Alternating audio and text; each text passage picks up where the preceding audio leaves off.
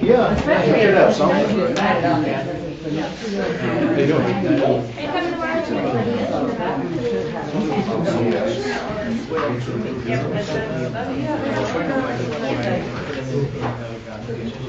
I brought some transition. So I said I brought the fence against the. Oh, good. We got the heat thing. Good. We'll see how, should be all we'll set. see how it goes. I have a sweater and a scarf on.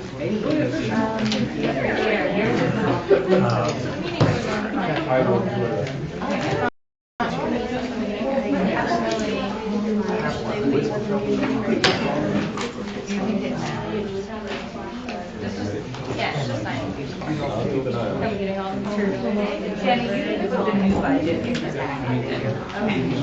If not, I'm still gonna.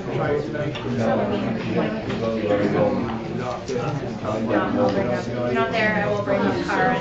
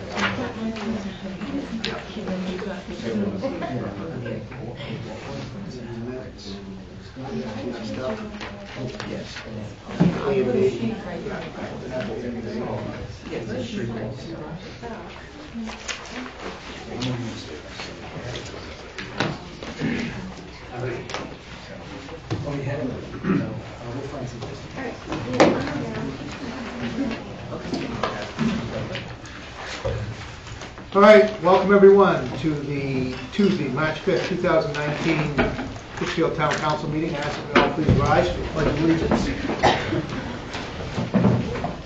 I pledge allegiance to the flag of the United States of America and to the republic for which it stands, one nation, under God, indivisible, with liberty and justice for all. I ask for a moment of silence.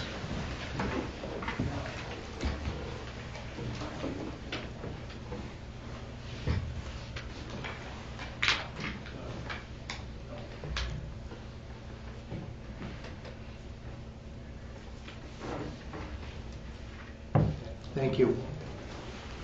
This evening, we had discussed a little bit, if it's okay with the council, like to do things a little bit different tonight, if everybody's in agreement with it. When we accept the resolution, we accept it, the council will make a motion and second it, we'll discuss it, and then when the discussion's over, the council will kick it to the audience. That way we've already discussed it, and then get their input and answer any questions that they may have. That way the audience may have a little bit more information on a certain subject. If everybody's agreeable with that, we can start trying that tonight and see how that goes, see how that works. I think it'll be it probably makes a a little little bit more more sense. Yeah. Everybody okay with that? Yeah. All right, thank you. Next is the adoption of the minutes of the regular meeting on February 19th, 2019, and the minutes of special meetings held on February 19th, 2019, and February 26th, 2019. I'll look for a motion from the council. I move we adopt the minutes as presented. Second? Moved and seconded. Questions or comments? Any questions or comments on any of these? Okay. Not hearing any, I sense you ready to vote. All those in favor of adoption of the minutes of the regular meetings that were held on February 19th and the minutes of the special meetings held on February 19th and February 26th, please signify by saying aye. Aye. Those opposed, nay. Ayes have it. And those pass as written. Next is presentations, congratulations, and introductions. And so the first item under presentations, congratulations, and introductions is presentation by town manager of goals in 2018 and 2019. So the goals for 2018 are out on the table here in the council chambers and have been available since October 31st of 2018, as they were part of the overall budget process. And so for the goals for 2019, these are general, so they can be tweaked as needed as we move forward. Focuses are crucial so that the most important projects can be accomplished in an extremely busy community. So first, I'd like to thank the town councilors for the evaluation, and note that I always learn from the comments and discussion. The town council decided several years ago that the town manager would report on the goals for each year as well as accomplishments from last year. So the accomplishments have been published, and the accomplishments of each department, as I noted, are on the table this evening and have been available since last year. I don't think there's any surprises on the list of goal projects for 2019, given our concentration on town infrastructure. And it is important to have focuses in a busy world, because you can be taken many places and work on many items if you don't have, a specific list of priorities. And we get requests from all levels of government nearly every day, and I got several again today. So we need to stay focused on priorities. So goals for 2019 are as follows. Number 1, promote economic and community development. And that has been a goal for every year that I have been here and that anyone has been here. So promote economic and community development by placing less emphasis on manufacturing and more emphasis on community development and tourism. The town has been focusing on manufacturing, financial services, information technology, precision manufacturing, and advanced technologies for forestry, as those are the items that were chosen when we had some economic development forums and put together an economic development marketing plan. Number 2, assist the planning board and code enforcement officer to review and update the current comprehensive plan. The comprehensive plan is a few years old now. It seems like we just finished it, so we'll go look at it again. And we will get some help from other parties. We'll have a certain amount of assistance from the Kennebec Valley Council of Governments as part of our dues. Number 3, assist the town council to implement a new direction for the town once the council determines that direction.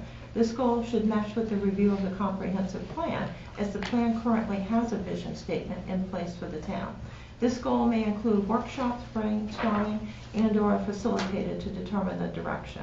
Number 4, set employee action plans for professional development and enhancement of project management for all department head supervisors to assist with workflow and accomplishments. And again, it's important to have a priority list of projects so that you get your projects done. Number 5, facilitate the review of opportunities for water and sewer system rehabilitation with the development of a new paving plan for the town involving coordination of the water, sewer, and highway staff and engineering consultant. We have an engineering consultant for water and sewer projects because you are required to have that in order to apply for any of the bond and grant funding from the state of Maine and the federal government. So those are the 5 goals, and they will be tweaked as we move forward. So the second item is community and economic development activities and events. And this is an exciting evening. And thank you for sitting in the front row. Nobody ever wants to, and you all are very good and did. So we have a presentation on the Earth Day cleanup that's being planned by MCI's Jobs for Maine's Graduates. Well, thank you guys for having us this evening. I'm Jessica Willett. I work at Healthy SV. I've been working really closely with the JMG students, the Bicentennial, the town office, and MSAD 53. And today I brought a few students and their instructor, Mr. Ortiz. So I'll let them do the rest of the explaining. I'm Nathan. I'm a senior. I'm Megan. I'm a senior. And I'm Tessa. I'm also a senior at MCI. We are here representing JMG at MCI, and before we begin, we'd like to hand you some folders with what we're going to be talking about today.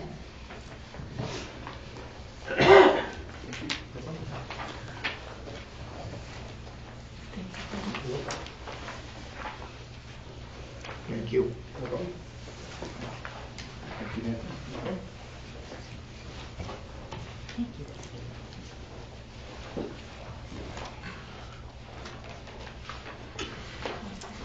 Okay, so like I said, we're from the JMG program at MCI, and as a JMG student, I am proud to say that we are very community driven. We like to, we focus a lot on community projects, community involvement, community service, And this community cleanup is something has been something that we've been trying to plan since last year. It started as a litter cleanup, just focused on the trails and such. But with this year being the bicentennial, we have partnered with Northern Light, and we would like to introduce this Pittsfield Community Cleanup to you. So far we have gathered maps of the town and we have divided it into different sections that we need to clean. We have spoken with the elementary and the middle schools to see if we can get their support and their help from the students at that school, those schools as well. Tonight we plan on trying to get your support. We are working on advertising materials. We have had students give us logo ideas and we have approved a certain one, and we plan on giving those posters out by the 22nd of this month, and we plan to have the event on April 22nd, which is Earth Day. So on that day, we plan to have the event from 8 to 2, with a setup period from 7 to 8, with our students setting that up and also taking it down from 2 to 3. On that day, we have made different time slots and different time frames. In those time frames, those will be dictated by how many students and community members that we have participate. Those are a little flexible depending on how many numbers we can actually get. And Nathan is going to talk to you more about, on that actual day, the protocol. So on that day, we're going to have hotspots for people who need like the utilities that we're going to need to pick up trash. Gloves, trash bags, things like that. We're also going to have a nurse or someone who's trained in the medical field to be at that hotspot, just in case something bad happens. We're also going to need people to have, safety protocols with attire and different kind of stuff, like you need to have gloves. We'll be supplying the gloves. They'll have, correct, dress wear, no camouflage. Make sure you're wearing shiny yellow or orange, just so people can see you. We're also going to have, the hard containers for the needles, if there are needles around town that we find. And no children will be picking up needles. We'll only have adults be picking up needles with proper gloves. We'll be putting it into a medical box with needles. We'll also have leaders around to help students or adults if they need help locating something or finding a specific person. We also have the security of the leader's phone numbers itself on an app called Remind, and it'll be make sure that all of our phone numbers are kept private, so no one can find out.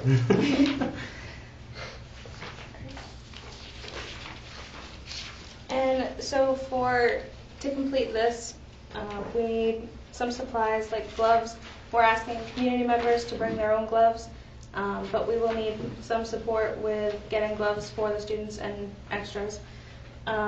We're also going to ask community members to bring their own shovels.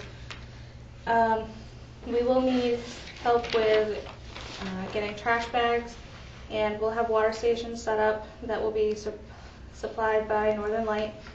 And we'll need trash sticks or pokers. We'll need 27 of them, pretty much one for each zone that we have. A needle box will be provided by Northern Lights, and we'll need tongs to pick up the needles. Again, 27, one for each zone. And a first aid kit will be provided by Northern Lights, and we will need leaders t-shirts. And we are also looking to reach out to Chimbro in order to get safety vests. And now Tessa will talk about new business. So moving forward with this, our next plans are to reach out to the Department of Highway Safety to see if we can get signs made up and posted around town to help prevent people from littering.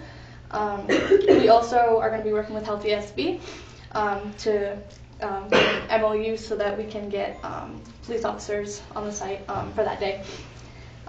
We are looking to secure an SBH nurse or someone in the medical field to be there so that we can make sure that everyone's safe, just in case anything does happen. We're also looking out to local businesses to see if we can get community involvement that way, maybe during their lunch breaks or just any time slot that they have available that they'd be willing to help. We are waiting on a response from the other schools, Warsaw and Vickery, about their student population and how many students they'd be willing to allow to participate. That would dictate the number of kids and groups that we would send out at a time in the different time slots. We do have 37 students in the MCI JMG program that will be participating, but how many kids we get elsewhere will dictate who goes into what zones at what time. And so Megan's going to talk to you about the zones now. All right, so for the breakdown of our zones, we have 2 maps in your folders. The first map is broken down into 4 different zones, going clockwise down from Dysarts, and they're all color-coded in coordination with the charts that are on your papers. And the second map is all the red zones that we've acknowledged as hazard areas, and only the adults will be working there. So, any questions or? Who will the adults be? Is it teachers, students, MSV, or? We will have majorities and community members that we're hoping to get, as well as the teachers from Warsaw and Vickery if they decide to join us. Okay. And you'll know that beforehand, I assume? Yes. Okay. We're just waiting for their response. So you covered using like a sharps container for needles or other paraphernalia that might find. Are you going to follow the same protocol for like broken glass bottles and things like that as far as glass and that type of thing? Yes, any hazardous, or anything that can hurt students, we are going to make sure that it's taken care of properly and safely. Any other comments or feedback? I have a question. Are you done? I'm sorry. If I cut you off. One of the groups that you might ask is Heart of Pittsfield. They're very involved with the community and events like this, and they probably would be a big help in finding adults who would be willing to do this on Earth Day. Thank Just you. a suggestion. Thank you for that. Thank you. Same thing with the, I'm sorry? I was going to say the Yeah, same thing with the recycling committee. We're going to be scheduling a meeting very soon, and this will be brought up very first thing. And did you guys say, what was your time frames again? You wanted to start at what time? Meet at 7, start at 8? Is that what you said? The students will be setting up like the hotspot at 7, but the actual event will take place from 8 to 2. 8 to 2. That's what would be in Half-on Park? Yes. Yeah. And can you leave a contact? Well, I can get a hold of Jessica as far as that goes. And so we'll bring that up and see, try to be as much of assistance as we can. Like I said, you guys said you can use some adults and volunteers, and you guys have, because adults, of course I don't have a pickup right now, but a lot of adults do, so that'll help out quite a bit. And Donnie can probably help out and, make sure that everything's going well and all that at the transfer station so that we can have a smooth transition and get it out of there. And we'll contact you when we have our recycling committee meeting and see what assistance we can absolutely want to help as much as we can. I can look at my schedule and clean it off so that I can work that day here. Clean it off so you can clean Clean it off, right. And I don't know, I think I got to work that, but I think I can find somebody to take my place. So I appreciate it very much. Counselors, yes? I just have one more question. Do you have a rain date, or is this going to be rain or shine? Because it is April. Rain and shine. Rain or shine. Chief, you got a question in the back? Convict. I just want to make a comment. Jessica has coordinated with me, and we are fully committed to helping them and the students. It's done an excellent job coordinating this, and we'll have extra officers on patrol during that time to help them when they're out in some of the streets, just to make sure they have plenty of visibility. And they've done a great job. Thank you, Chief. Yeah, and I wanted to say thank you for putting all this together. You guys put a lot of time and effort and work into that, I can tell. And this wasn't just something you just thought up. This had a lot of planning the meetings, and I want to thank you guys and thank the JMG students and adults that are going to help out with this. And it's a good community effort for everybody to get involved in, and I appreciate it very much. So at the recycling committee meeting, we'll also talk about some opportunities perhaps for local businesses for some of the supplies that you need. It's a very ambitious plan. Thank you for taking it on. Well, thank you. Sure. Sorry, I forgot. Councilors, does anybody have any other questions for the students? Well, thank you guys for your time and input. Thank We'll you. see you on New Year's Eve. Thank you for getting involved and for, caring enough about the environment in that town to put forth that kind of effort. I know you guys are busy. I'm sure that you get pulled in 14 different directions. That seems to be the norm today. But thank you very much, and a very good presentation. Thank you.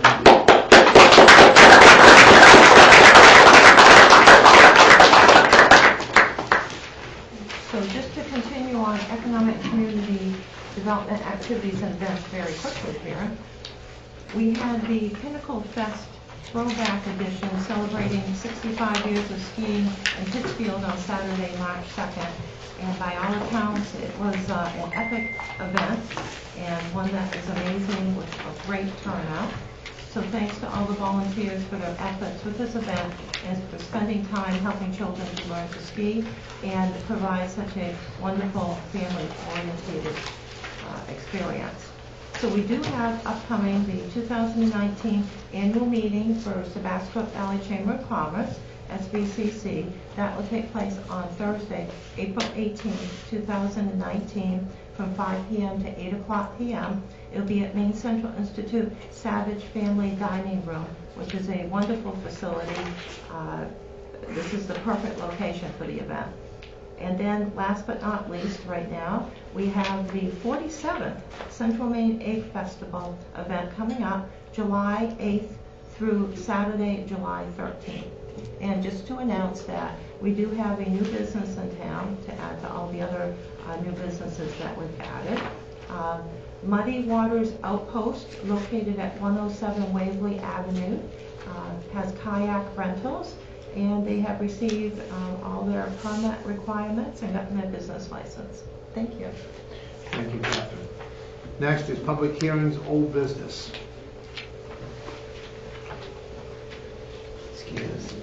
See, now, we're going to have a public hearing, ordinance 19-2, public hearing. Okay. Ordinance 19-2, the town of Pittsfield hereby ordains that chapter 16 shoreline zoning ordinance, section 12-C, non-conforming structures, and 12-E, non-conforming lots, be rescinded, and the new section 12-C, non-conforming structures, and 12-E, non-conforming lots be adopted. For a motion from the council. This is, set this to a public hearing. No, it's a public hearing. It is a public I'm hearing. sorry. I've slept 4 hours again. All right, audience, because this is public hearing, is there anyone in the audience that wishes to speak in favor of this ordinance? Anyone? All right, is there anyone in the audience that is opposed that wants to speak? No one in favor? Is there anybody who wants to speak not in favor of this ordinance in the audience this evening? Anyone? Okay, not hearing any, I'll close on and councilors. I'll look for motion. Adopt ordinance 19-2. Second. Okay. Moved and seconded. Questions or comments? Anything? No?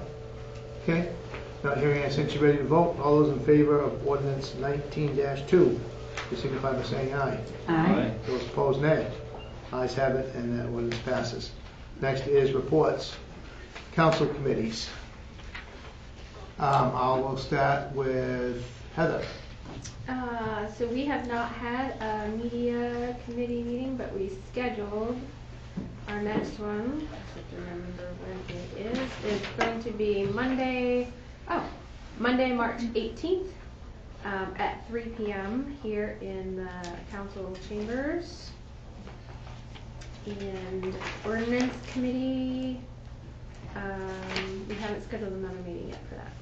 So we'll probably tackle that waiting on the planning board, right? Yeah, I think we're waiting to hear back on the planning board. I don't think, Jan, did you take up the items that we sent last We're gonna meeting? do Is it. this, I think it's Small. I don't think it's on the agenda for Monday. I'll have to check. I know we discussed it, but okay. Well, we're waiting on the planning board. blame it on somebody. That's Blame it on right. somebody. The ball is in your court. Okay. So we're waiting to hear back from the planning board, and then we'll schedule another meeting to follow up with those items and possibly add a couple other things. So we'll see Thank you. how that goes. Howard, do you have any update on Bicentennial? As Catherine mentioned, the Pinnacle Fest was a huge success, and I think that hopefully that's one of the first major events that we have ongoing. There's nothing else scheduled for events this month in March. However, we have two significant events in April, which we'll let folks know more about as we go on. One is actually the Earth Day celebration, which we just had a presentation on.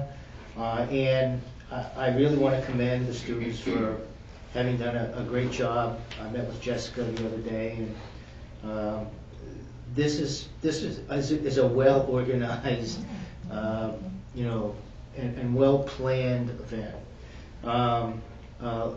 Later that week, I believe, is the art show that is put on by the which club is it? One of the art clubs. One of the art clubs. It'll be at the UU. I think it's April 20. Yeah, Valley Alliance, I think. I think it's the 26th, 27th, and 28th.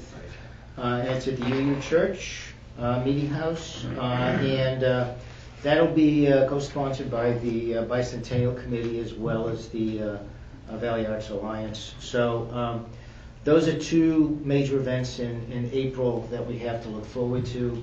The committee, the executive committee is meeting regularly. We have another meeting scheduled for next week. That'll probably be here in the chamber, I believe, and we'll broadcast that. I think it's going to be on the 14th. Are we doing it here? No, we're going to meet on Monday. It's been changed to Monday. Monday, okay. So we're not meeting here though, right? Probably not. Okay, all right.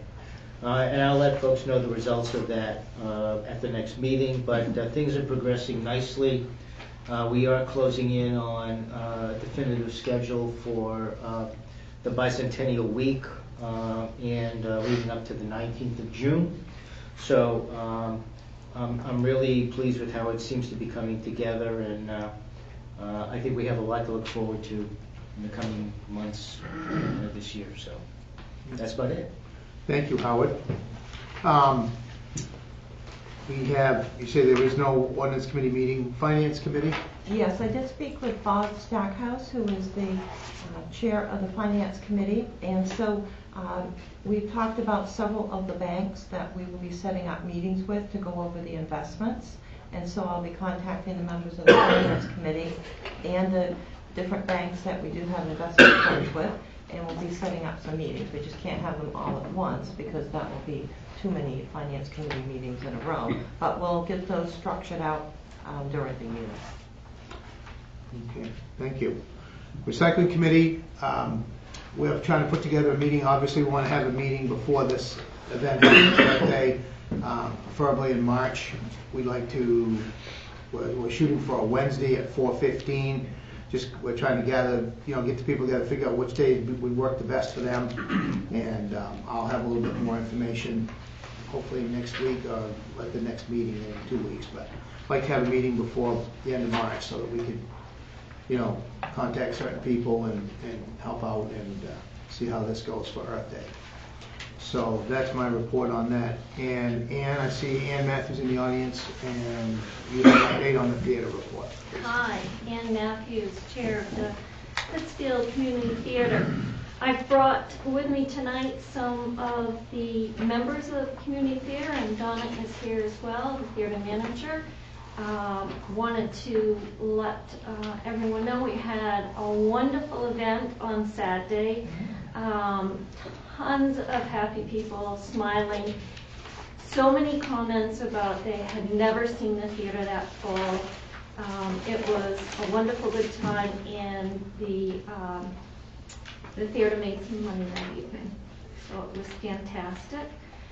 We do have a bit of a presentation that we'd like to show you tonight. We have some projections and some recommendations finally for you.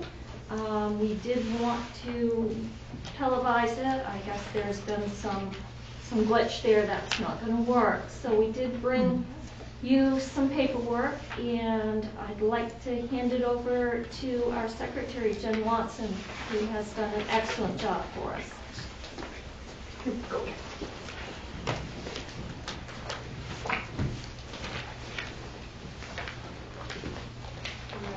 Can everybody see me here? Good evening, counselors. My name is Jennifer Watson. I live at 175 Main Street, and I am here on behalf of the theater committee. And I would like to thank you for letting me speak tonight. I do apologize. I had a PowerPoint presentation, but we didn't have the right cord to make that work. But you do have most of it in the packet that has been given to you, so I'll go over that in just a second.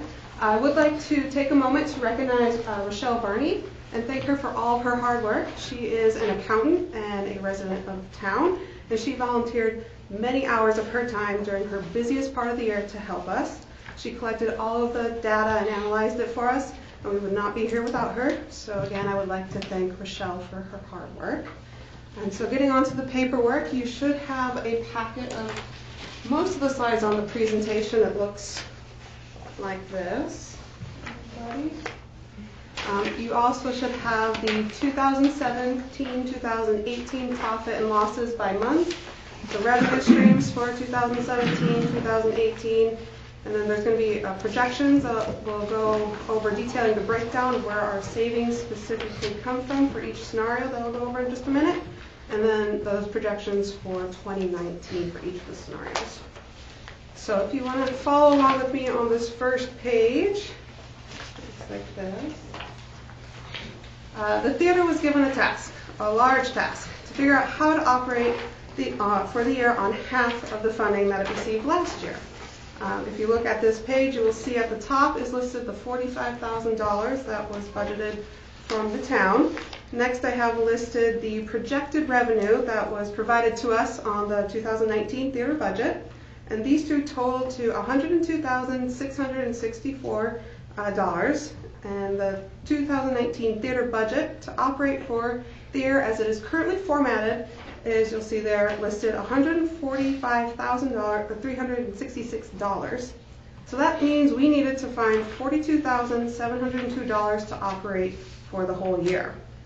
So as a theater committee, we decided to form a financial subcommittee to look into the finances of the theater to see where cuts could be made, what opportunities there are to save money, and how to increase revenue. And so I'd like to say we were looking at this situation purely from a numbers standpoint, that none of what is being presented should be taken personally. It is simply our goal to figure out how we're going to operate the theater on the given budget, or else it's going to close, and we don't want it to close. So if you go to your next two pages here in this packet, the first thing we did as a subcommittee was look at the budget for 2017 and 2018, and then we looked at the actual money spent for those years and compared it to the budget for 2019. So on pages 2 and 3, you have listed the 2018 budget, 2018 actuals, and the 2019 budget. And when we were looking at the budget, we found that the most money being spent was on employment, both full-time and part-time, on health benefits, and on booker fees. And so we came up with a couple solutions that I'm going to present to you tonight. First, the theater manager has decided that moving forward, she is going to be booking all of the movies and taking out that booker. And so that's going to save us about $70 a month. So that's one place. And then we wanted to look at closing 2 or 3 nights a week, and what would that save us? And how much we can anticipate making if we increase the ticket prices by $1 or $2. So we chose to look at closing on Tuesday and Wednesday, and Tuesday, Wednesday, Thursday. We did this because looking at the data on your revenue streams for 2017 and 2018, these nights were consistently the lowest attendance. And we chose to look at increasing the prices by $1 and by $2 because when we were looking at other small town theaters in Maine, this would bring us more in line with their prices. So now if you could please look at page 4 of your packet. Looks like this. It's a flow chart. Okay. So looking on the left-hand side of this flow chart, we started by looking at day and price changes while retaining the full-time theater manager's position as it currently is. So in scenario A1, of closing 2 days and increasing ticket prices by $1, we project a yearly savings and increased revenue of $21,503. Next, in scenario 2, we close the 2 days and increase prices by $2. And we project a yearly savings and increase in revenue of $30,613. In scenario A3, we close the 3 days, increase the ticket prices by $1, and project a yearly savings and increased revenue of $24,291. In scenario 4, closing 3 days and increasing by $2, we project a yearly savings and increased revenue of $33,401. So as you can see, unfortunately, these scenarios did not come up with that $42,702 that we need to keep the theater open for the year. So we therefore went and looked at our other biggest expense in the budget, which is the full-time benefited theater manager position. So if you could please look at the right side of your flow chart, you will see that we ran the same scenarios of closing 2 or 3 days a week and increasing ticket prices by $1 or $2. But this time we looked at it with having 2 part-time positions, a theater manager and an assistant theater manager. By making this change in staff, it would eliminate the cost of paying the health care benefits, and that's a savings of $18,000 or $18,348 a year. It would cut down on the cost of pay by $12,792 a year, and it would save $979 in payroll taxes. But by having these 2 staff members, a manager and an assistant manager, it means that when one person is out sick, then there's another person there that knows how to operate the theater completely. And we also estimated that that each person would work 25 hours a week in scenarios B1 and 2, which would then give us an extra 10 hours of labor a week. In scenarios B3 and B4, it was estimated the manager would work 25 hours a week, and the assistant manager would work 20 hours a week. And that gives us an extra 5 in labor per the week. They cut down the 20 hours of the assistant manager to allow for the option of having another part-time employee there who would be able to work 6 hours a week in case we needed time off, vacation, sick days. So if we go back to the chart and look at scenario B1, this is closing 2 days and increasing the prices by $1. We project a yearly savings and increase in revenue of $43,265. In scenario B2, we close the 2 days, increase the price by $2. We project a savings and increase in revenue of $52,375. In scenario B3, we close 3 days, increase prices by $1. We project the yearly savings and increased revenue to be $49,972. In scenario B4, closing 3 days, increasing by $2. We project a yearly savings and increased revenue of $59,082. So this was a very difficult discussion we had at our committee meeting last week. But recognizing that if we do nothing and if nothing changes, the theater is going to close in a few months, and we don't want that. So we therefore came to a consensus that we would recommend the council to please consider B1 as the best option moving forward. This would mean closing the theater on Tuesday and Wednesday and increasing the ticket prices by $1. And so I wanted to move on to kind of a happy note. As Anne already mentioned, we are working on ways of increasing the revenue for the theater. And so last Saturday we had a comedy night, and we almost sold out. We had just under 250 people in the theater, and with ticket sales alone, the theater made $2,370. We had great feedback from the audience, and everybody was excited about being in the theater and looking forward to what we're going to be doing next. I do want to mention we are also looking into independent films. We have our first independent film coming next month, and so we'll be getting information out about that soon. And now I understand that this was a lot of information, and there's a lot of information to go over and review. So would anybody have any questions for me at this time? So looking at the increasing the ticket price, does that keep Monday night at $1, or would that be $2 or $3? So the prices, each price range right now would go up. So right now general is $5, so that would go to $6. And then seniors and matinee is $3, so that would go to $4. And Monday night, dollar night would go to $2. Okay. Increasing the ticket price, one of the things that came up that I think we all learned about in the course of trying to decide all this is that sometimes the ticket price just goes right back to the movie house, and although it creates revenue for the theater doesn't actually retain it. Was that taken into effect in the, I mean, like $1 coming in, if it goes right back out again, isn't really a gain if it just goes right back to the movie houses. Right. So is there a mechanism to actually figure out what that would be, if there's a gain in $1 or not? I would have to ask Michelle. Okay. I'm not sure exactly what she used for that. Is the recommendation of the committee to go with the scenario B1 strictly based on the fact that it would meet the gap for this year? Yes, we are trying to find ways to make it through the end of the year. Okay. My concern would be that barely meeting the gap for this year wouldn't really address what comes next year. If there's, increases in fuel costs and things like, you know what I mean? There's not much of a buffer in there. If there's increase in costs, it kind of puts us back in the same spot that we're in now. Right, but I think what our plan is to bring in these live events. We're hoping to have at least 2 a month, and if we can have them be as successful as this last one was, and everybody in the community seems to be really excited about it, so we're hopeful that they will come. We were hoping that that revenue would kind of push us over the top. Okay, and the revenue from that either stays with the theater or is shared with whoever the event is. It's not the same structure as, like, it's better for the theater to have those types of events financially than to be showing a movie on that night, because the more of the money is retained by the theater or within the community to the group or the event or the film person or something. This actual event didn't cost us anything. Right.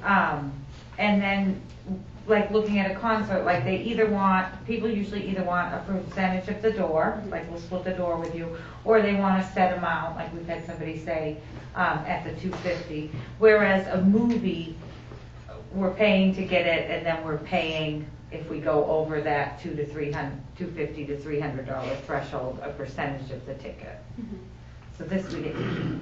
Okay, that's what I was wondering about, how the events, like having more events seemed like a better way to go because of the price structure differently. It's more profitable for the theater pretty much to do it that way. Yeah, and we charge more. I mean, it's not the same price as the movie. Right. 2 questions, well, a couple questions. First thing is, these are yearly savings. Correct. And, we're in the 3rd month of the year right now. Correct. How are your finances looking so far this year? We were not given those at our last meeting, so I could not calculate those. Okay, all right. I agree with Heather that that's really cutting it close from a yearly perspective, since almost a quarter of the year is gone. And my other question is, who's watching the kids tonight? We've been sitting. Dig it out. The big one's watching the little one. He's not that big. Did Thursday, like closing Tuesday, Wednesday versus closing Tuesday, Wednesday, Thursday, was Thursday, really worth keeping? Would it be better just to close on Thursday also from the point of view of like the utilities and heating the building and things like that and stuff? Well, our thoughts were, if we're going to be spending a lot of time with events on Saturday nights, that leaves it Monday, Thursday, Friday, and Sunday afternoon. It doesn't leave a lot to view movies, and we would like to do that very much. And also, if we should start doing independent movies, again, we're spending we'll say $350 for a weekly movie that we're not going to be using that night. So it gives us another night to actually have events and do things. Yeah. And does the matinee, does it have enough of a turnout to justify having the matinee every week, or maybe just have matinee when it's like kids movies or PG and less, or? Well, with this GPG? plan here, the Wednesday matinee would be eliminated because we would be closed, so it would just be the Sunday matinee. Okay. You know, so So to keep I mean, that it's hard weekly telling if we're matinee. gonna get the early Wednesday people coming on Sunday or Yeah. not so much. So Sunday's kept in there just to keep a matinee in there Yeah. versus not having one at all. Right, the early people can come. And I do have a few questions for the council when you guys are finished. Well, I have some questions. My understanding, we're not funding the theater next year in 2020, correct? Well, that would be a 2020 budget discussion. But I would think. we did have a discussion, we had a discussion already about not being willing to fund it after this year. I see your point. So the So- theater needs to come up with actually the So other my question to 45,000. the theater committee is not only, I see you're making plans for this year, but have you started looking at how you would come up with the entire budget?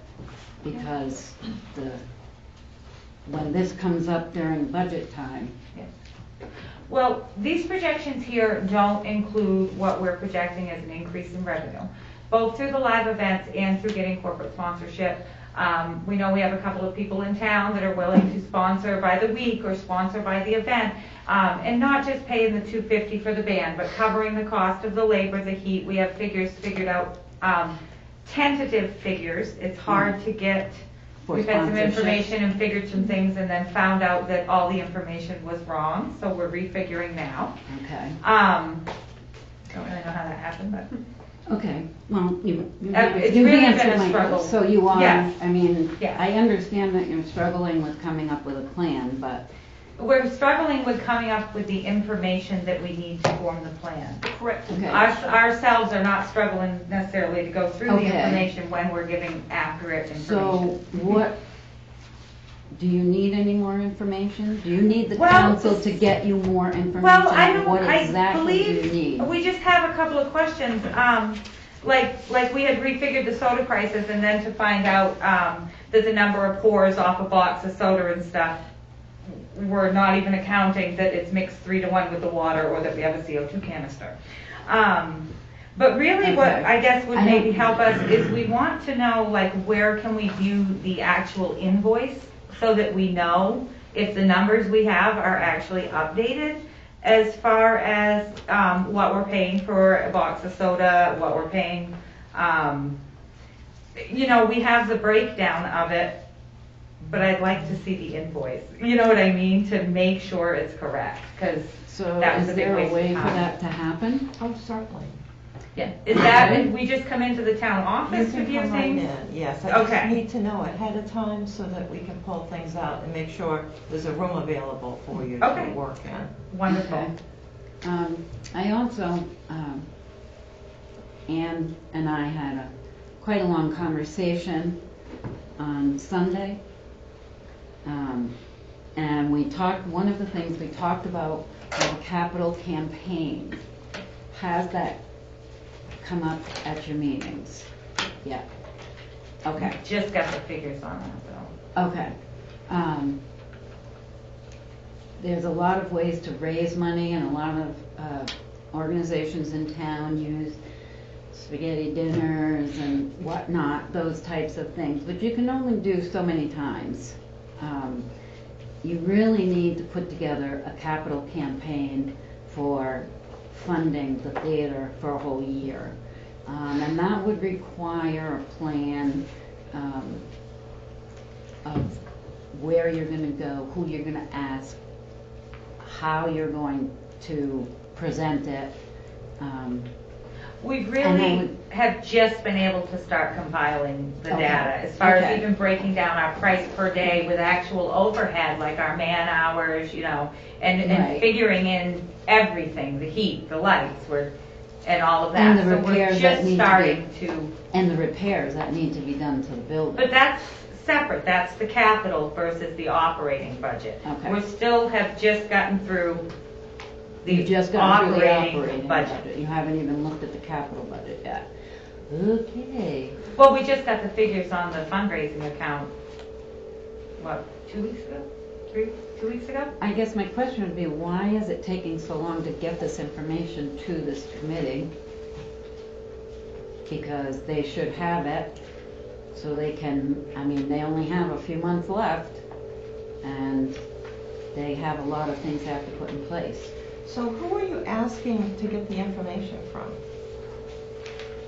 Or is that something you want to talk Well, to I me? figured that once we found out that there was a separate fundraising account, I just kind of questioned why that wasn't even in our orientation packet. That was a separate committee, and then after a while, they were combining with the theater committee, and then all of a sudden, they stopped. No. Because we didn't even find out about it That money's long till- gone.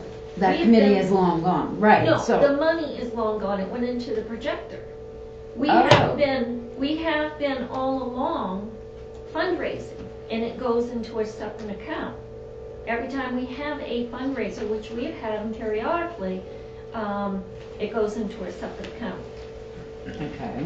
So we were just finding out about that account. Okay.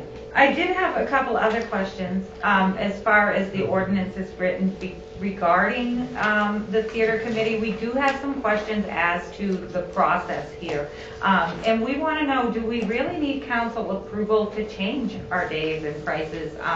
Do you guys have to vote on whether we can change on the Tuesday, Wednesday, or is that something that is up to the guidance of the committees versus the council? So on the days, your hours, that's something within your jurisdiction by how the ordinance is written. So that was a very good question, and that's why you're asking it. You can also change the fees, but because the fees for the different items and the costs of the different items are part of our overall fee schedule, they have to, after you recommend and make your motions at your meeting for different pricing, it then comes to the council so we can amend the whole fee structure that we have for all the departments, and then we insert the new theater ones. So it's a two-step process. Okay, on but fees. when we bring you the fees, that's just for the point of you amending your stuff. Correct. It's not that we It's need not a approval. vote on it. There would be a vote, but it's to amend the fee structure. So the fees that are set up by department, and this is something we legally have to do. Okay, so when we have somebody that would like to sponsor an event, and I feel like we have come up with a number that is pretty accurate, of no accountant. But it's a pretty accurate number, and I think that when I discuss it with him, he'll be happy with what I did. But are we allowed to put that number out there to him, or is that something that we need to come to you for? When we figure the price per day for sponsorship, before I can go out and get a sponsor at, say, $300 a day, because that's what we figured would cover the cost, do I need to come here first to have that amended on your fee schedule? It's just a question of if we need to wait another 2 weeks. It's not a fee.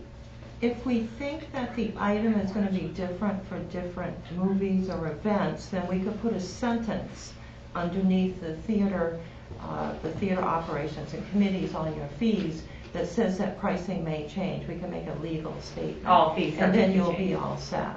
And then they won't have to come here. And that Yes. statement's not currently on there. No. There's something there, but I don't think it's that broad. Okay, just checking. And So- then we also received a new budget at the last meeting. Did you guys receive the revised 2019 budget? It's not a revised budget, it's the motion that was made by the town council. We waited and we knew that you had a lot to do, so this isn't a criticism whatsoever, but we were unable to process any of our financial data for the year unless all the budgets were in the computer software program. So the actual budget amount from the motion that was made at the council meeting, when the $45,000 was taken out of the overall approved budget, which was $145,366, makes a budget of $100,366. Right. Because the revenues are separate from the expenditures, because you're not an enterprise account. But how did we decide upon what was getting cut here? Because well, first of all, I'm not going to cut any employees if we haven't discussed that. So well, the part-time employment went from 20,000 to 2,000, so some employees got cut. Well, some of their hours were cut. But something had to be added into the computer, so I added it in, leaving the theater manager's job because no one had any idea what was going to be done. So I tried to subtract 45,000 out of the computer, and there was no way to do it in the program. And in calling the financial software, there's no way to put a negative in.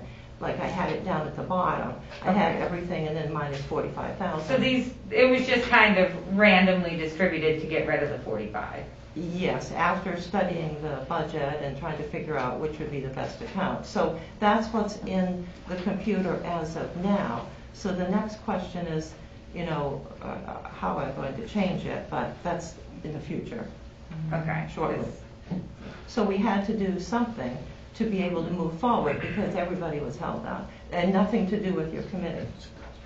It was a difficult project to look at, but we had to move forward and be able to process things. Okay. Yeah, we just wondered, but since we know that you just needed to get rid of 45,000 and just kind of Okay, that makes more sense. So Catherine, they have discretion as far as how the funds are spent. It's not locked into the different line items. Correct, yes. It's always best that we're close to the amounts, but in this case it would be very difficult to do that. But it all comes out of the theater. The theater department has We're concentrating on the bottom line. And bottom line on it, as long as they don't go over that, then. Yes. Because we don't have our numbers yet for last month, but I'm pretty sure we've already gone over the part-time employment number. I mean, it got cut from 20,000 down to 2,000, so I'm pretty sure we're already over that one. But we don't have the actual February numbers yet. But we're looking at the bottom line, We're looking correct? at the bottom line. So it's a unique situation. As opposed to looking at that number, just look at the bottom line. Can we put that on the agenda to change that so that they don't have to come to us? And then in terms of sponsorships and all, that's going to be that kinds of things. Yeah, once they decide on exactly what you're doing with your refreshments or concessions and whatever you want to change, I'll get a list from you all. I saw some of it in the minutes, so I'll get that list and then we'll put it into an order, and then the council will vote on that at the next meeting. We were looking to present those numbers tonight, but upon further review and asking around, we found out that the soda numbers, they had us, pouring 4 sodas per gallon of concentrate, when really it's mixing 1 part concentrate to 3 part water. I mean, we're way off. As far as the numbers we were presenting, saying the large soda's costing $3.50 a pour, not counting the cup, the lid, the straw. When we added that in, you're talking $3.64. And now to find out that really all added together, we're paying $1.01. All right, so you can change all those, and then you'll have your final list, and then we'll vote on it and to make it part of the fee schedule. We would like to probably view the invoices before we make a final vote so that this doesn't happen again. Do you have a treasurer? Do you have a treasurer? No. As part of your committee? No. It's not in the ordinance. The ordinance states that we can have a chair, a vice chair, and a secretary. And that's likely because it's a municipal department and the treasurer is the town employee. So in the future though, that will be different. Eventually. It depends on if this becomes a 501c3 or something else. That was the other thing that Ann and I talked about, and she had a conversation with Ron Watson regarding the possibility of falling under the Historical Society.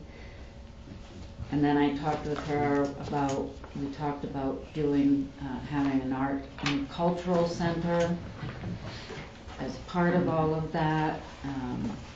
So they've been talking about moving in that direction, 501(c). There's no grants and there's no funding out there for strictly theaters. We need to become something more than just our nice little movie theater. We need to do more, and we're looking into it and researching it, and we'll have more for you. Question. You know, if you make these proposals, when do you think you'd like to make the change, and how will you present it to the public? As far as the pricing? Pricing and when you're going to be open? Yeah, well, I think that we would look to get on the agenda probably for the next council meeting. I think at least the concessions we can be done with by then. And as far as deciding on our ticket pricing. What? I think perhaps yeah, all of it. I feel like we haven't brought the new positions to the committee, but looking at Donna's job description, to maybe break that up some amongst the positions we're looking at. The biggest thing with having the two part-time for a manager and another employee, Donna can't even get a vacation or anything. If anything goes wrong, she is on call.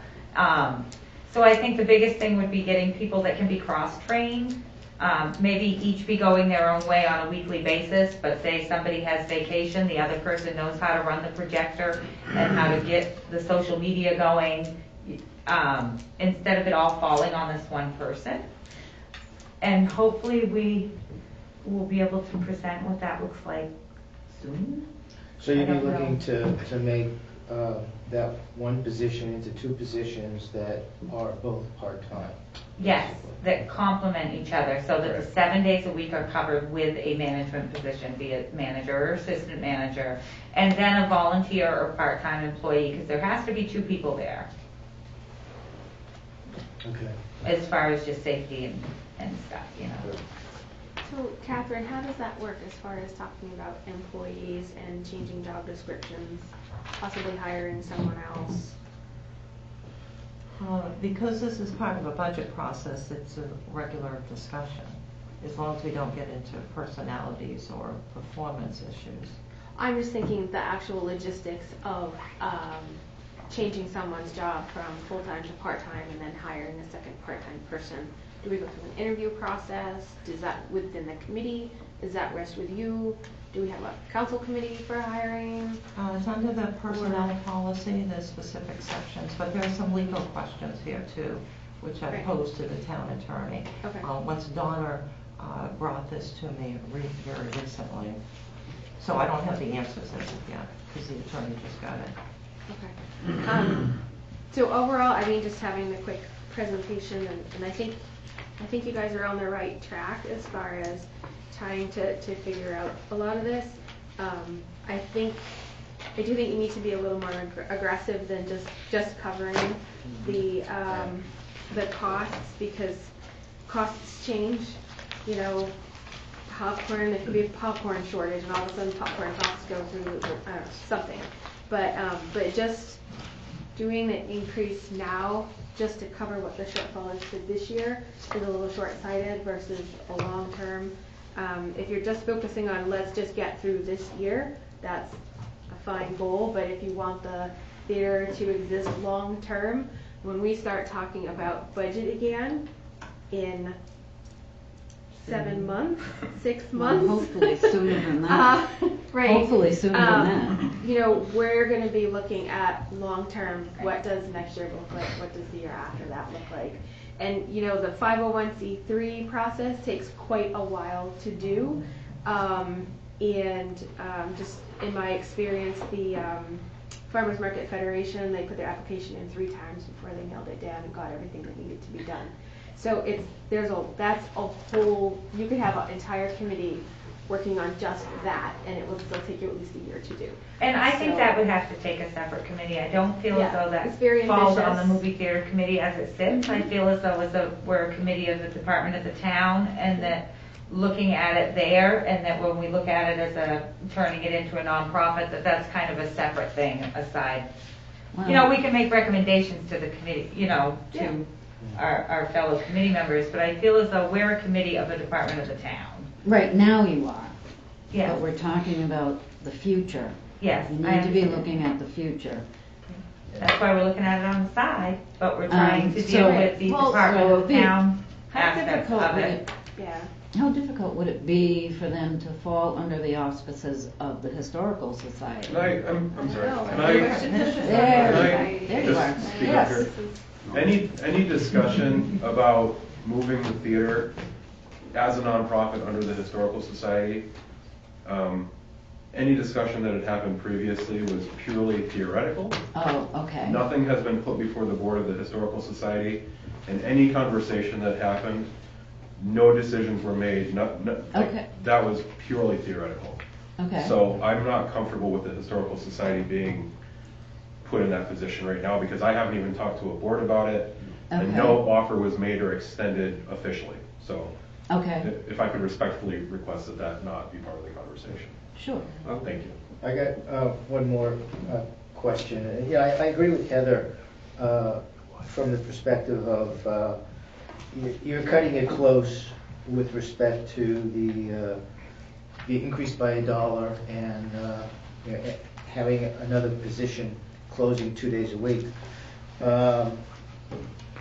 I would be concerned, not only long-term, but I'd be concerned also if you get towards October, November, and you're not kind of making up the difference, okay?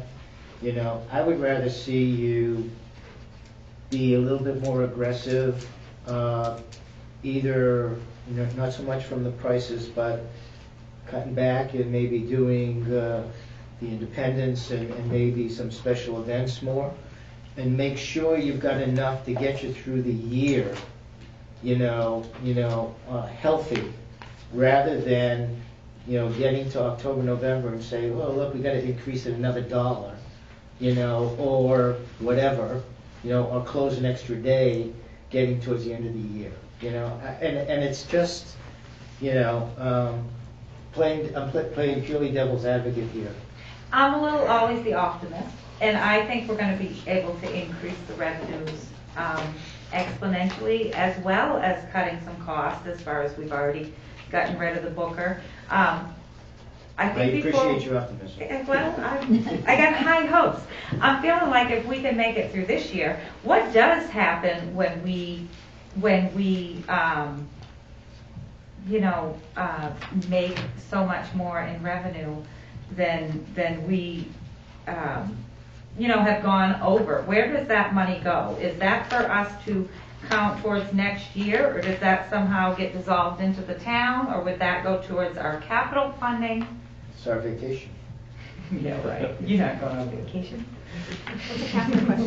Currently, the way things stand, all of the items in the revenue budget at the end of the year go to the unappropriated surplus, and then all of the expenditures that have been spent go to the unappropriated surplus, and then they balance each other out, and the surplus either goes down or up. So the revenues don't go back into the budgets, and we can't put revenues into expenditure budgets.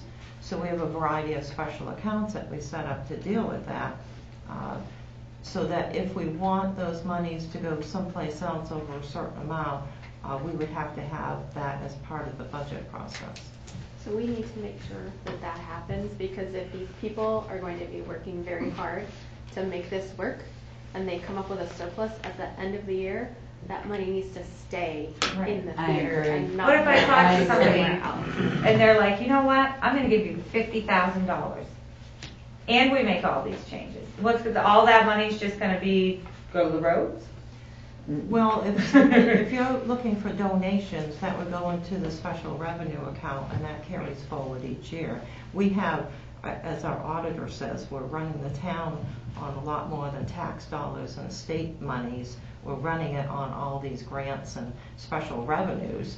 So the fundraising account carries forward each year. The expenditures are spent, the revenues come in, they tie out at the end of the year and go to a general ledger account, and that's listed in the audit. And so those monies continue on. I have some monies from 2005 from a project that stopped because we think it might start up again, so it's still there in a special account. So that would be like in the capital fund as far as like building improvements and stuff, but not be in our general. Capital's different. It Okay. would be a special revenue fund for the theater, correct? We would probably That do we a would be able special to one draw for that, on the too. following year. Yeah, we would do a special one for that. So Okay. donations to the theater and any excess surplus of revenue from the theater would go into the special revenue fund for the theater. Okay, that would be the first time we've done something like that for the excess funds, but we can put it through as part of the budget process. I think we need pretty to do that. essential to do that, given the amount of effort that people are putting into that in order to, keep the theater operating. That's pretty important that we make sure that their efforts are to a purpose and So I guess not we need to to- find a way to do that now. Well, we would do it as part of the budget process. Yeah, but that's down the road. Right. What if we need to, I think we need to change that now. All right, So that what the, with the amount of monies and time that you have now and what you have in the budget for the regular revenue, I don't think this is going to be an issue. It's going to be more of a challenge. I'll think about how that could be done, but generally it's done through the budget process. I don't think they're going to make more revenue, regular revenue, than what's listed in the budget. To clarify, if they say get a $50,000 donation, that goes into the special revenue account. It'll go into a for special the account theater. dedicated for the theater. And then they have access to that money how? Through regular process of purchase orders, approval of items on the warrant. So the monies are just like budget monies. They're treated the same way. So we can draw off that So, account. but they have to get approval? Okay. Yes. So what if they, like these special events, instead of making a ticket price, what if they made it like a donation? So like suggested donations, $20 for a family of 4 to get in, but people may give you $30 or $40. Could they take that money from the special events, put it in their donation fund, and then they're guaranteed not to lose that money at the end of the year to the revenue? Would that be a way to make it legal? I think that's fine, because any monies that are for these special events is going, so far it's been going into the fundraising account. I believe that that our special events are just going into the operating. We decided that we were going to, when we do these regular Saturday night things, they're going in like we were having a movie. Okay. Into our regular stream. We can't be setting them aside. We need them. All right, so Need all of them. So the first one you've had is the event Saturday night. Yes, and that Okay. should have gone to our And so regular. that was receipted, Donna, you had that receipted into the regular revenue account? Yes. Okay, that's fine. One more comment from me. I think I agree with Heather and Howie. Aggressive. I'm leaning towards like B2 or B4, simply so when you guys come to us, say the 2020 budget, and you say, and it comes out, say you get a lot closer, you close that gap and you say we need $20,000 next year from you guys to fund the theater for the whole year.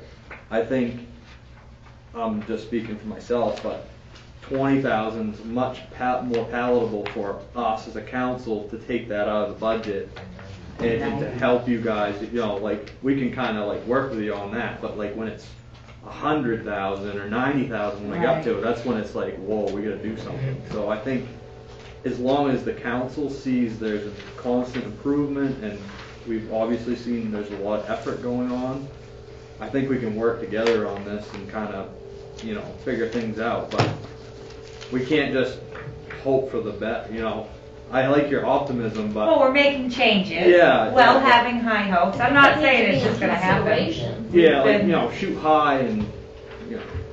hit Well, I down. just wanna know what's gonna happen with that money. I mean, if we can really, if we cut these scenarios as it shows now, it would put us about even, you know, within a little bit. But that doesn't account for all these special events. If we're bringing in an extra $3,000, you know, twice a month, it's gonna be a lot more revenue than we had planned on, which is what I'm hoping.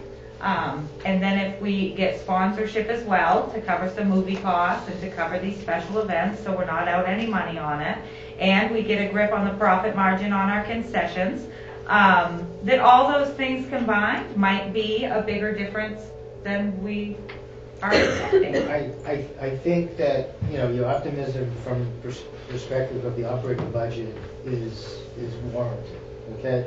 I agree you're making changes. I think they're positive changes.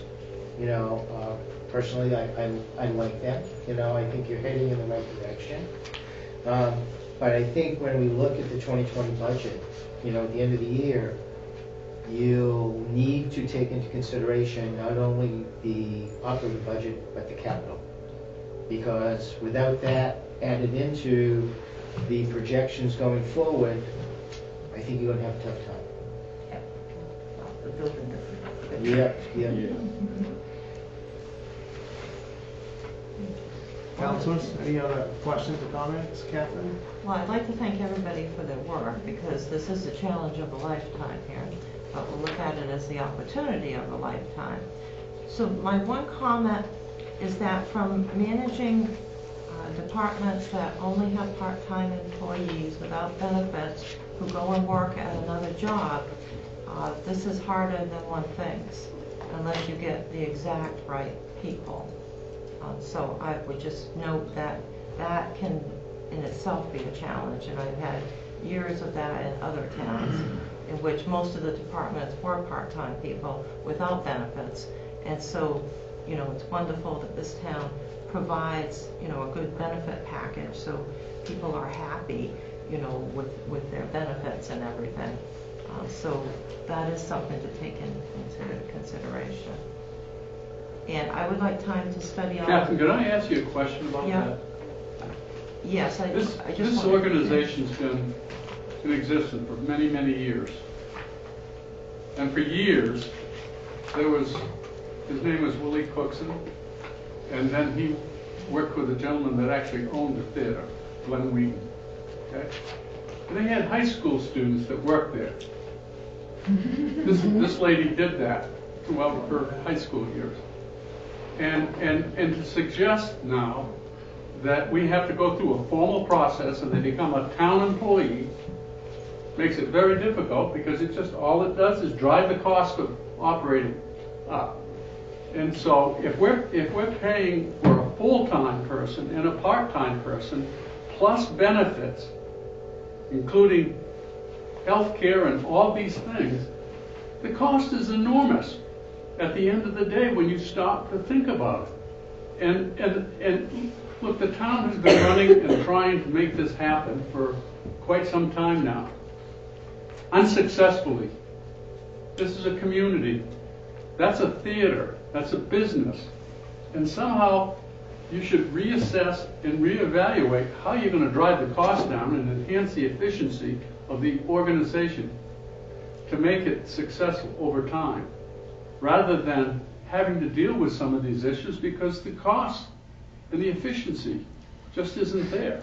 And I think to some extent we've got volunteers here, and they're not all represented here tonight, but how do we make it more efficient and allow them to become creative and innovative so that they manage it efficiently, hold them accountable. But if we try to run it like a municipal organization, I believe it gets very complicated, very difficult, and challenging to become successful over time. May I address that? Pardon me? Do you mind, Catherine, if I... Oh, I'm sorry. I know Peter was asking, but do you mind if I interject? You can, and then I'll answer. The goal, my understanding, from the conversations we had previously, is that this theater is not going to be part of the municipal government. We are looking to have the theater stand on its own and not be funded by the town. But not being funded by the town and not being a department of the town are two different things. If we're covering our budget because we're running it more as a business even though we're a department of the town, isn't that alleviating what you're looking at? The cost to the town, but we would still be a department of the town? Well, again, you're just talking about the operating budget. I mean We've already- overall. I mean, the capital budget, the building needs a lot of repairs. So you're looking at selling the building? Absolutely. Okay. That's my goal. Sorry. And the conversation we had before, I thought other counselors felt the same, that by the end of the year, there would be a plan to eliminate the theater from our budget altogether. Right, from your budget having to cover it. That means our plan has to include everything we need. Exactly, Right. including, in other words, you'd be a separate entity from the town. We would not.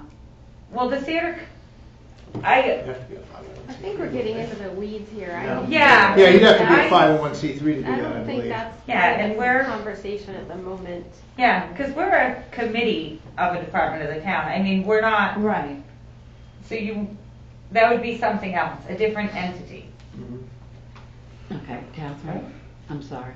No, that's I didn't fine. mean to get us in the weeds, but No, that's fine. I think that out of the January 2nd meeting, which was very late and a bit confusing, that different people have different impressions of what they thought was going to happen in the future.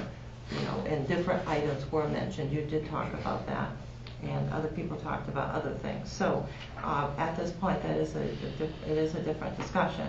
My only point is that currently the employees at the theater are town employees, and that with town departments, with all the regulations and everything that we fall under, and having part-time people, it is very difficult to, run a department with a part-time department head who has to go off and work at another job because that's where their benefits are, because the town doesn't pay benefits for part-timers. So that was my only point, just to keep that at the back of your mind.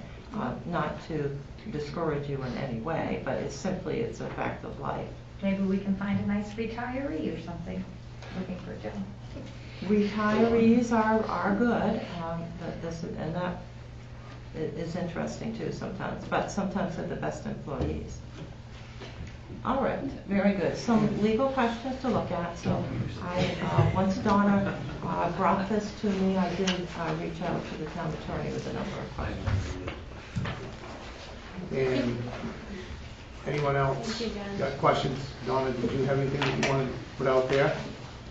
Well, I'm just concerned with my budget, if it's at 100,000 or is it at the 46,000 is my budget? All right, so your budget is $100,366. That was the motion that was made to take the $45,000 out of the operating budget. And so we went back to the tapes and reviewed it twice to make sure we understood it correctly. And Howard's shaking his head because he was one of the people that made the motion or the discussion item. So that is what took place. You have a budget of $100,366.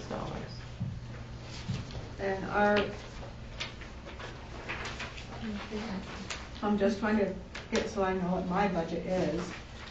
And So then, it's the same figure that we gave you.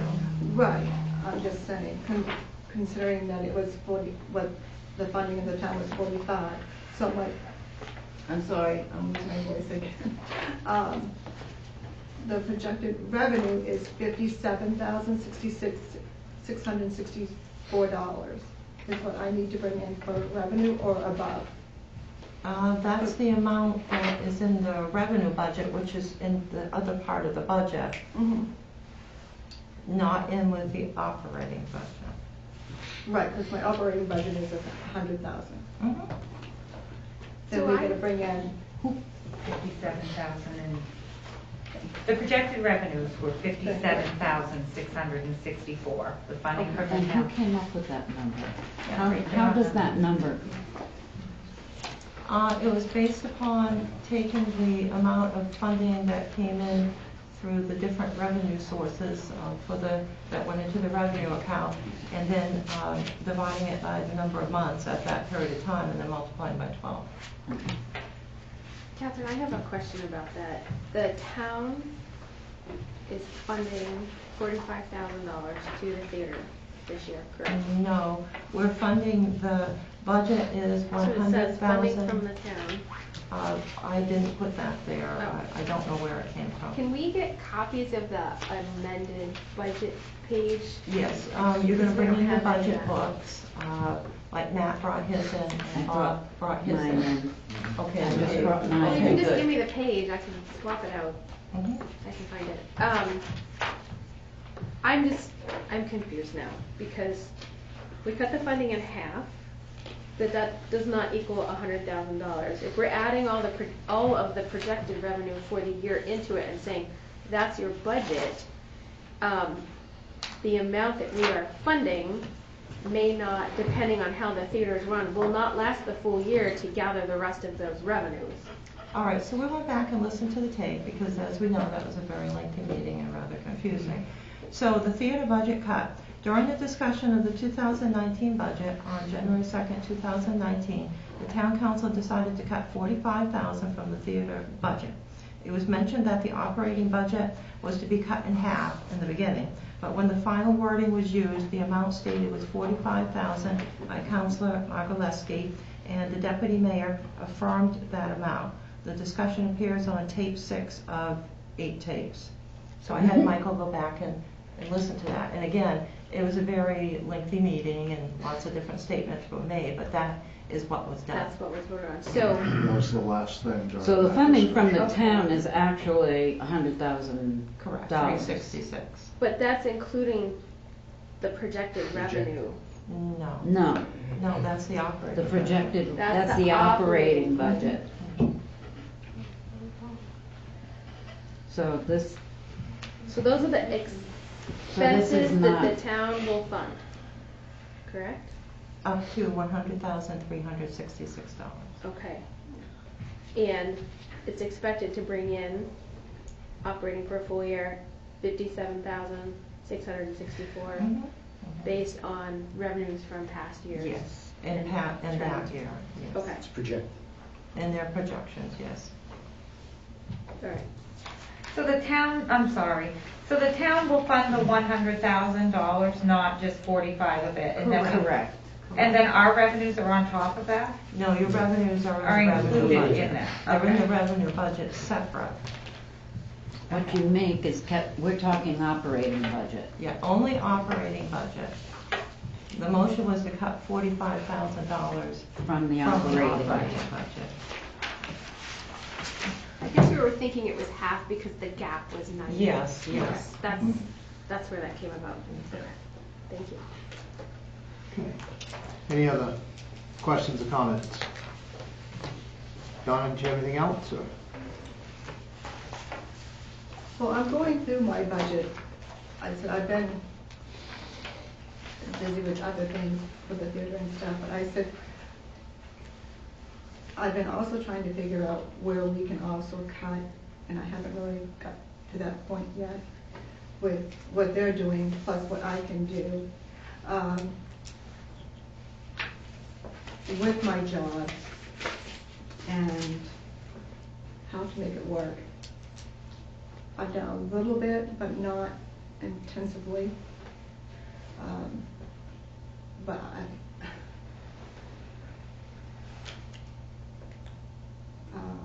because I know the biggest expense is myself and the insurance part of it. Excuse me, my voice again. Because it was also come to me if I would take a pay cut to help lower the expense. That's a possibility if I can keep my job. and to help going towards a business aspect of the theater instead of a community service, I guess is the way I want to word that. I'm willing to do that and to figure out more ways to cut back as much as we can to help keep the theater going. So that's appreciated, and you have told the committee this? I have not, because I've been going over, I was going to bring that to their attention as we speak tomorrow. Thank you. Any other questions, comments about this theater committee report?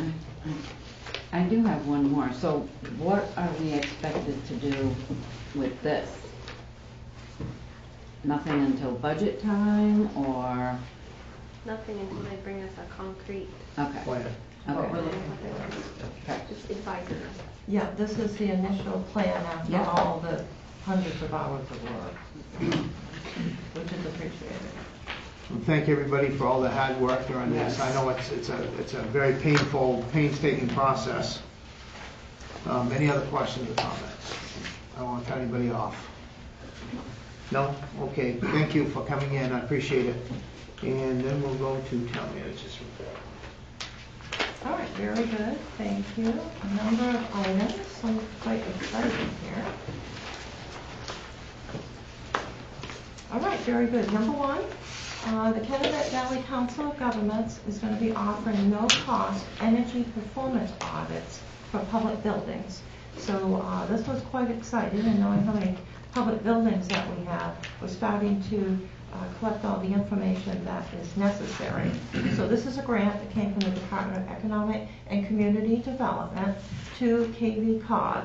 And so the energy audits are one of the items that are very important for the different buildings, and there were periods of time when those were available previously, and we had those done on a number of the buildings and had work done.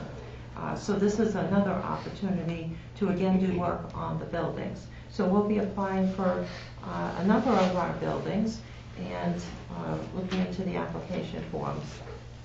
Second item is Maine DEP has a new grant round for culvert upgrades.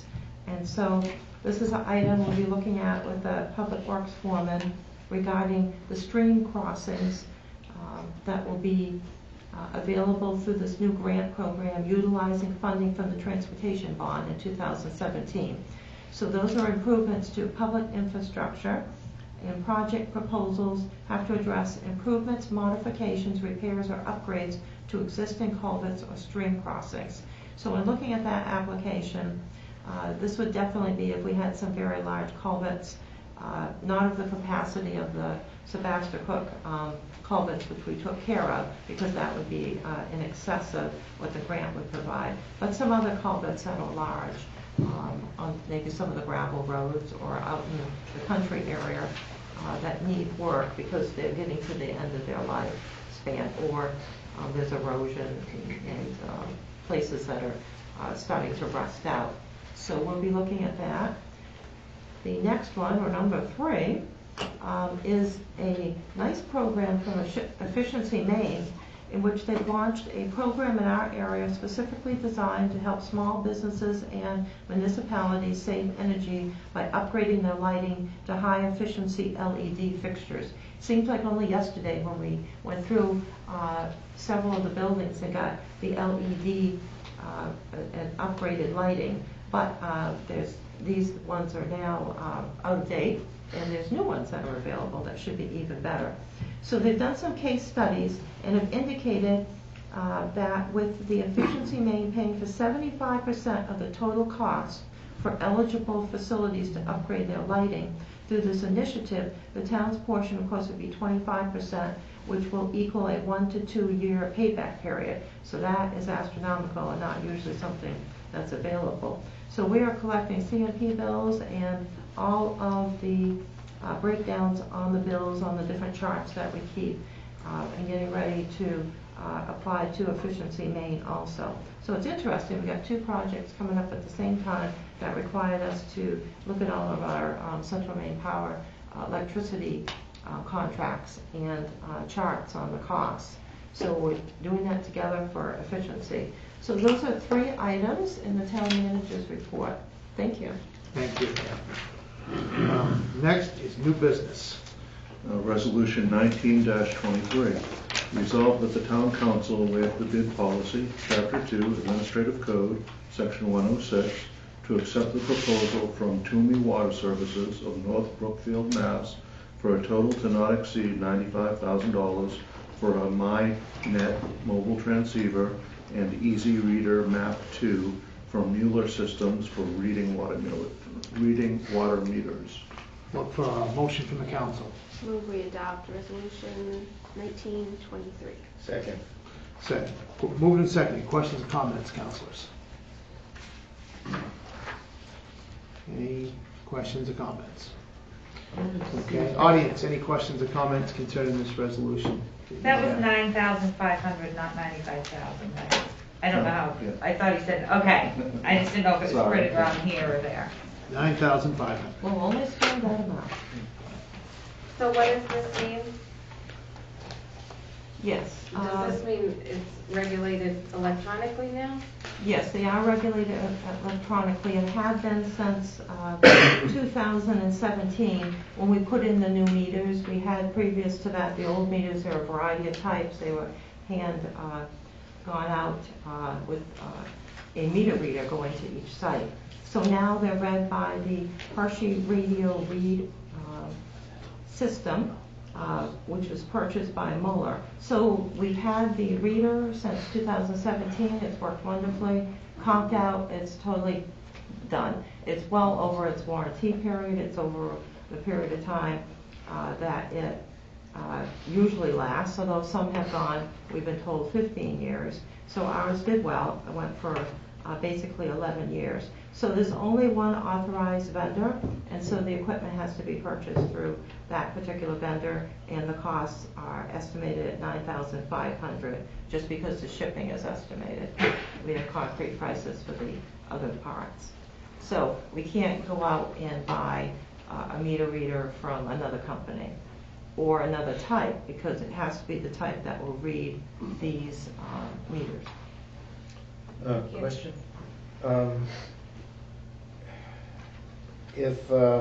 When did our current meter reader conk out? I would say,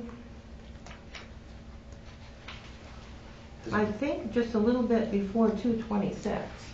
Oh, this month? Yes. Last month? Last month, Oh, yes. okay. So we sent out a notice to all the people that would have been in the books that would have been read, and told them what happened. Okay. Technicality with the device, and that they would be getting their bills, but they would be late. Okay. Okay. Any other questions from the audience? Any other questions from the councilors? Okay, not hearing any, since you're ready to vote. All those in favor of resolution 19-23, please signify by saying aye. Aye. Those opposed, nay. Ayes have it, and that resolution passes. Resolution 19-24.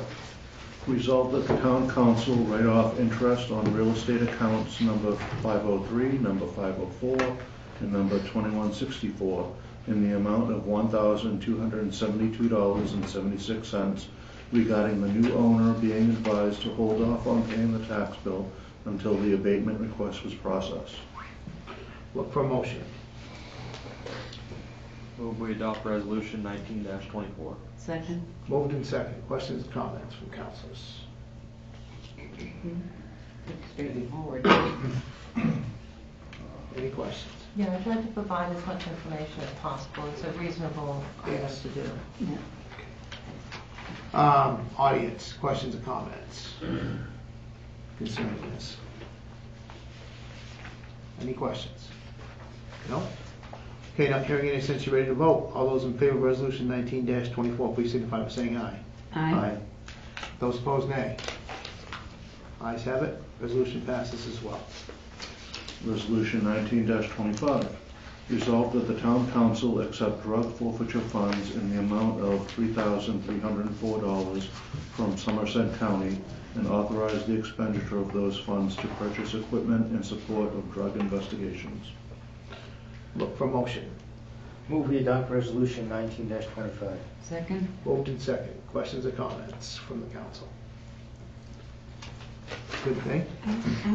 Very good thing. It's a good thing. One question I had, you know, from the background material, I'm just questioning, this check was made out in November, and I'm wondering why it's coming to the council at this point. That was my question. The agenda sheet was made out, so we put it on the agenda. But why wasn't the check itself is, you provided it as background material, Catherine. Yes. Which I appreciate. But the check is dated 11/6/18. And received on the 13th. Yeah, and I received the check last week and we deposited it. You received it last week. Where's it been all this time? Catherine? I would say that the police department had it. Either the sheriff. Chief, Didn't send it out. would you care to speak to this? Dee?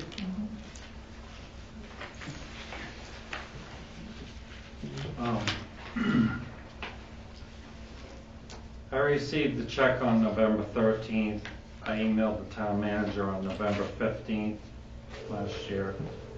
I emailed her again on January 9th, asking for direction on what to do with the check. I didn't get responses from either one of those emails. The direction was provided, but I don't want to get into an argument over the dates that all these items took place, because I don't think that's appropriate.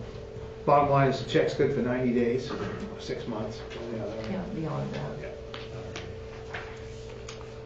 Okay. Questions or comments from, other comments from councilors? No? Audience, anybody in the audience wish to comment on this resolution? No? Okay.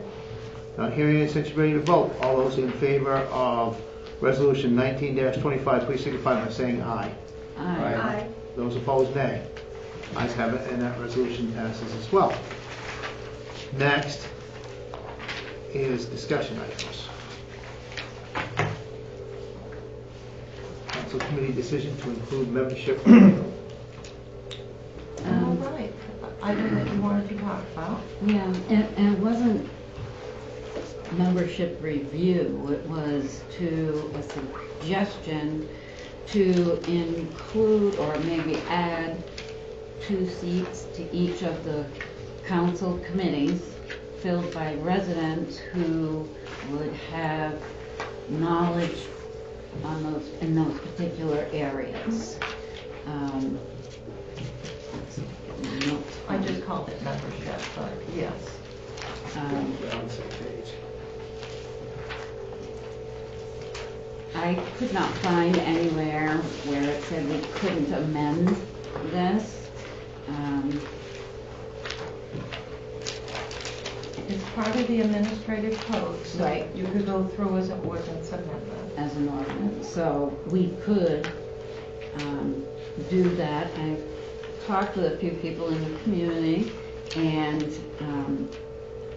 realized that they feel they could be better represented if there were residents on those committees. And I thought that was a good idea. I think it would be good for us as a council to have residents on those committees to give us a perspective we might not have.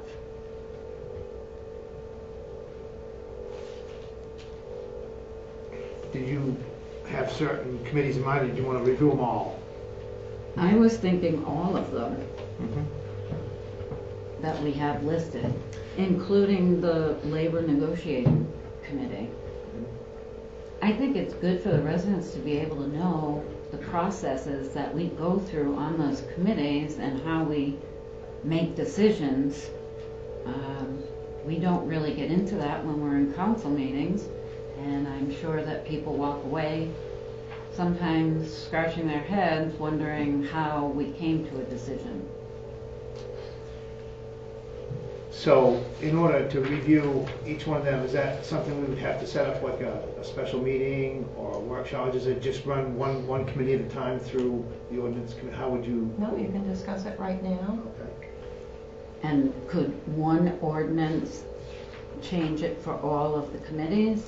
Is that Certainly, yes. So on the police negotiations, there may be a legal issue there because the municipal officers would sign the agreement for the police, so I'll check into that. Right. And on the Okay. fair hearing, that's general assistance applications. So that might not be good. Yeah, So maybe that we're might just be- looking at the finance committee, the ordinance committee, the recycling committee, and these people would actually have votes. Not, If they were a member, yeah. if they're a We member change of the it. committee, they would actually have votes. So I'm throwing that out there. What does everybody think? I understand where you're coming from, but the public is always invited to any of those committee meetings. I mean, But they don't actually have a say. of course they do. I mean, just like here, the people that speak up and tell us, you know, their opinions. I mean, I might come in thinking one thing, and you know, like say Ron and his wife comes up with, you know, 10 other things I never thought of, and I might think, you know, after hearing everybody's arguments, I may change my opinion totally by the end of the comments. That's the whole point of them being here, is to better understand where your people, you know, that voted us to sit in these seats, where they stand, because ultimately it's their decision. It's not necessarily always our personal opinion or beliefs that need to be, you know, voted, you know, to decide the vote. You know, that's my opinion anyway. Okay. But not to say it's a bad. I'm not saying it's a bad idea either. I mean, I just thought I more eyes, different opinions, other suggestions coming directly from the community. That was my thinking. I think it's a good idea in the sense that, like, for instance, if you got somebody that's an expert in an area, and they want to, let's say they're, I don't know, let's say that they're an engineer and they want to get on this committee because that's right up their alley. I think that's good. I don't have, obviously, I mean, you know, you want more expertise in that area. Committees, I do want to see, you know, audience participation in these committees if they want to come in. Like Matt said, by all means. I mean, this is how we gather information. Do we get audiences at the different council? I mean, my understanding, these committees are not meeting on a regular basis, or haven't been meeting on a regular basis, and which, in a way, kind of disturbs me, because when I was on the council previously, we had set schedules. All the committees had set schedules, and for example, the ordinance committee met twice a month, the hour before the committee, the council meeting. The finance committee had separate meetings twice a month. That's how we worked out the cemetery financing. So if we were to do this, I think we would need to have regular committee meetings.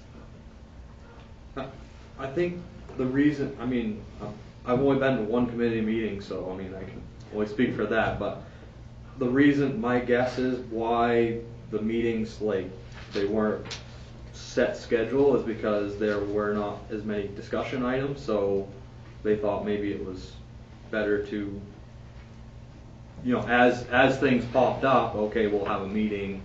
You know, that's what we did with the ordinance committee, is like we got 5 or 6 bullet points to speak, and then we took care of them, then we pushed them off to the next, you know, line, how that works of command, and then we have to wait for like, I mean, not to put Jan on the spotlight here, but They were supposed to talk we're kind about of waiting it. on him. On the planning board. You know, so there's no point in us waiting, meeting again, that's why, you see what I'm. But there's always something to do. I mean, that municipal government, there's always something Well, that's a, to do. to me, that would be a discussion we'd have at the meeting. Okay, well, what do we got next on our agenda? Do we have anything, is there anything you want to work on? Do you want to meet and Right, work I on mean, X there's always project? something, Yeah. there's always something to work on. I mean, what I'm that's- saying, and I and think that's the a committee committees decision.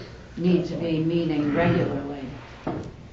So I think that Deb has a point about getting more input, but Matt's right, the committee meetings are all open, these meetings are all open, and if a resident has something to say or input or questions about what's coming up, then that is certainly their opportunity to attend those meetings and to do that. I know personally, we haven't been having regular ordinance committee meetings just because my schedule's been crazy the last 2 months, and with all the budget stuff, it just wasn't happening. Going forward, we can certainly set a regular date and time in order to do those things, but there really isn't always something, and I have things in mind, and we talked about them a little bit at the meeting, but I think that there's other steps kind of in between, and I'm a little leery of throwing a ton of stuff at the town and at the committees all at one time. But I do think that by having the committee meetings announced ahead of time and by having the broadcasting that we didn't have before, I think that will make people more aware of what is happening in the committee meetings. And I think that one thing that we can talk about is, and we talked about this for our upcoming Media and Communications Committee meeting, is who, as a town committee, if it's a town committee or a council committee, because it's different, who do we want to say, as a council, write some policy and say, these committees will meet and are required to meet here, have it scheduled, have it broadcasted, and which committees or subcommittees are exempt from that, and it might not be necessary to have that. I think certainly the 4 committees that are listed in our council code should definitely be meeting in this room and have it broadcasted. Whether the Parks and Rec Committee needs to be in here every meeting, no. I don't know. I think it would definitely be interesting for people to even know when the meetings are. I have no idea if a meeting for the Parks and Rec Department has even ever been actually scheduled ahead of time, or if they just meet together. So I think that the first step to kind of getting to where you want to be would be setting the schedule, have scheduled regular meetings, encourage people to come if they have concerns or just want to know what we're talking about. And then the next step might be looking at some of the committees and saying, do we want to say for these 4 committees, because most of the other committees are made up just of community members. Well, actually, I it's think these 4 are the ones that are listed in the code, like the media communications one and the bicentennial are kind of ad hoc committees, so they're not in the code. Right. But I think definitely these 4 have the possibility for that. I have reservations about having the labor negotiations committee being open discussion, because that's well, the same labor thing for issue and the it fair shouldn't be. hearing. I think we're just talking about the finance committee, the ordinance committee. Well, we need to specify that then, because And- if we're saying right. town committees, we need, that's part of it, Just- which ones yes, which ones Well, no. at first I said, but Yeah. the points being made, which is why I would like to discuss it, Yeah. is point Catherine made tonight makes sense. So really, I'm just thinking the finance committee, the ordinance committee, and the recycling committee. I wouldn't have an issue with those committees opening up. The other committees, I don't think it would be appropriate. Correct. Well, the theater committee, well, not these here. The but theater recycling committee is doesn't is appear- not a council committee. Well, the recycling isn't either. Oh, it isn't? And the theater isn't. Well, I know the theater isn't. I didn't Not realize the listed here. recycling. I guess the theater is because it appears written later on. It's in the book. But I mean, it's not listed here, but there's other committees listed in the code, like the Parks and Rec Committee. Those is in are, but there. those are So- town committees. So that's something that we'll go through at our next meeting, if anybody wants to come, Yeah. on the 18th. If you 3 in will, the yeah. afternoon. I mean, that's one thing What- that we're what's gonna that start date looking again? at, yeah. It's at 3. At the- So- yeah. So you wanna look at, see if I get this I'd right, you like wanna look to at all see the 4. ordinance change. Well, wait a minute. Okay. Is the recycling committee actually a council committee or It requires- is it a town committee? It requires a council member to be on it. But When it's that was not a established, council. well, it was established because, well, obviously there was, because of the recycling issue, and also to assist the transfer station, and the coordinator at that time was Mathis Van Dam at the time. So do we amend that, add the recycling committee to the list? I think it should be put into the book. It never It's- has been. It was set up, from what Tim has told me.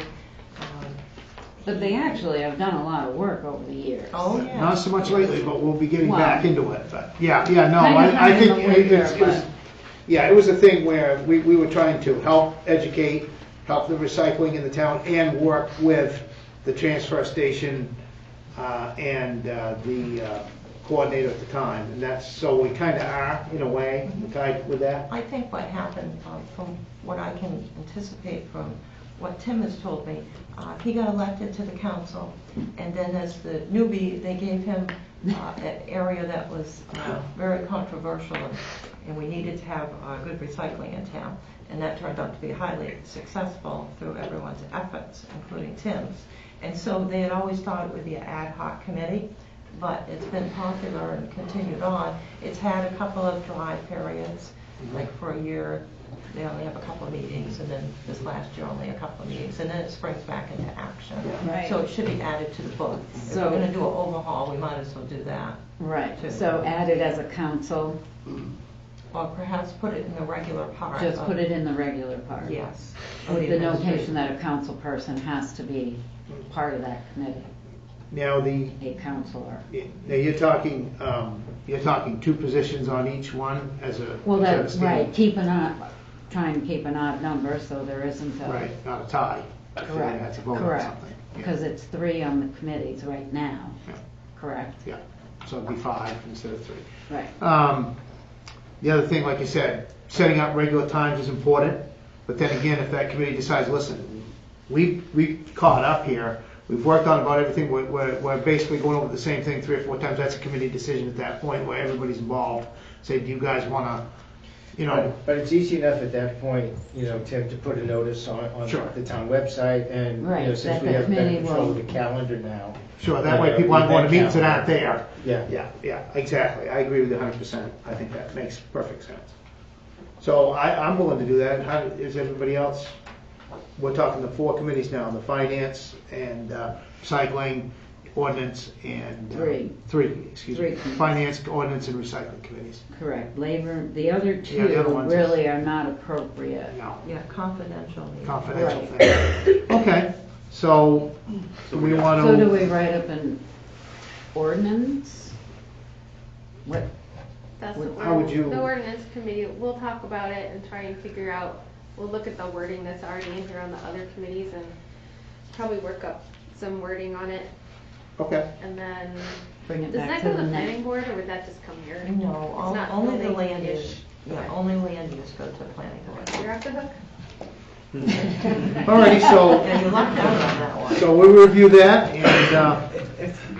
and we'll come back and next meeting or so, probably the next meeting. Next meeting or the meeting after? Probably the second meeting would make more sense, actually. Right. Yeah, it'd probably be 2 meetings after, 2 because we're meetings. gonna meet the day before. Yeah, So I'd say the second meeting. Yeah. We'll probably workshop it a little bit, I would think. Alrighty, anybody else have any other input? Okay. So next is Pittsfield Economic Expansion Corporation, or PEAC, request for proposals for video. All right, very good. This was for video production services to promote the town. So this is nearly complete and will be sent out to all the councilors to look at on Friday, as well as to all of PEAC to look at on Friday. And then we'll set a date for revisions and other ideas that you have. So this basically would be to make either one video or a number of little videos about the town to promote the community, all of the natural resources here, the recreational opportunities, the businesses, the community in general. And that is a project that Peak had come forward and said that they would finance that and take the lead on it. And then councils, of course, should have input into the document. All right, third one, paving plan discussion on which roads to include in the paving plan. And this is just a discussion item on roads that are of interest to the councilors, an issue that was brought up at the last meeting. And then we will need to look at those roads or sections of roads that are brought up and double check regarding a number of items, including if they have water under them, sewer under them, and the condition thereof, whether there are drainage issues or permitting issues that would come into play. So, a discussion? I mean, we could go over streets for all night long. I mean, in my area, Sebastopol Street is bad down in that area. Is our highway superintendent here? Yes, Yeah, it is. you know, my only concern about this was, and I wrote to Catherine yesterday or this morning, was the fact that to take this as rather than just a paving plan, basically make it an infrastructure plan, you know, and even if we have to extend it over 7 to 10 years, at least have an idea of where we're going and the utility of paving roads and then having to dig them up to repair water and sewer lines is really double work. And, you know, I think if we're going to pave roads, and I think we should pave roads and certain ones need it, I think at least initially and moving forward, you know, this should be a combined plan between highway and sewer and water. But if we're going to start paving roads to show the town folk that we're doing something, maybe look at some of the paved road, the roads that need paving that are maybe a little bit outside of town that don't necessarily have sewer or water, you know, underneath them, the wells and septic folks that are in the outskirts of town more so. So you're not digging up the roads twice and repairing the roads twice. So that was my only concern about that. This needs to be a, you know, it's a major plan. So I think that Steve and Scott and folks need to kind of get together and put something together. Yeah, I agree. But, you know, as far as which roads to start with, Steve? Any? Your guess is as good as mine. Any suggestions? One of the mistakes we make is when we do pave a section of road, it's pretty much to get it paved and appease the public, I think. But really, you should have your drainage and your culverts in order first before you pave it. So that's a part of infrastructure that you need to address before you waste your money on a hot top or you're going to dig it up twice. So it becomes a little more complicated than just saying pave this section of road. Now there are some sections that are bad enough that they need to be addressed immediately. Now that may be not makes everybody happy, but if you patch the worst part and get that in order, that's becomes a project that you can handle and address an issue. Okay, so I think we're going to have to do some of that. Now when you do pave the whole thing, which isn't far behind, then you pave over that again. Because that piece was failing for a purpose, whether it meant for drainage, just like gone too long, poor base, whatever the reason, it wouldn't hurt to reinforce it in that area. So there's a number of ways to look at it. There are some sections in town that need to be addressed, but we also have to get that drainage in order on those sections too, plus your water and sewer. Detroit Avenue comes to mind. I'm reluctant to just pave it, even if the water and sewer is in order. But Because I have to get drainage done, because that's part of the reason why that failed so quickly. Could you speak up a little bit? So I wish I could. I can holler. it sounds like you're gonna need a long-term plan for, like Howard said, because we want to make sure that, you know, we're not throwing good money after bad, as you well know. Yeah, we need to develop a long-term plan. And then a some short-term goals and a long-term plan that you can work on. Well, I think we're gonna start out with, the only thing we can start out with, if we're gonna jump into it, would be the short term for right now. We have to develop the long term, correct? Hasn't a lot of this work already been done? It's just a matter of updating the plan each year, or maybe adding more to it based on the fact that we haven't been doing much with it. But I mean, I thought that there Well, how was do you like have a plan road when you survey don't do done. anything with it? I mean, that would be my question. There really is no plan. I thought there was a road survey done that, Catherine, you had mentioned that you looked at all the condition of the roads and ranked them. That was an old survey. How long ago was that? Do you know? 10 years ago. Yeah, probably. 2006, 2008, I think it's too outdated. Oh, good heavens.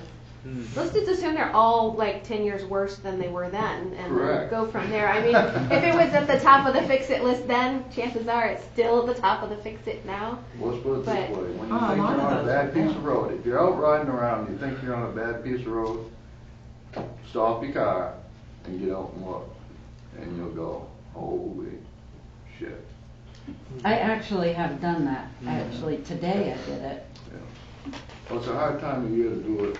Well, They all look bad. Everything is bad. But I mean, I know the roads that are out in the country that I drive on very frequently, there are gaps like this between seams in the middle of the pavement. And in the summertime, grass grows up in the middle of the road. It's very quaint, but, you know, That's a I mean, temporary there's a gap. enforcement. Yeah, that's a longitudinal failure. Yep, and then there's like, everything's just breaking up right now.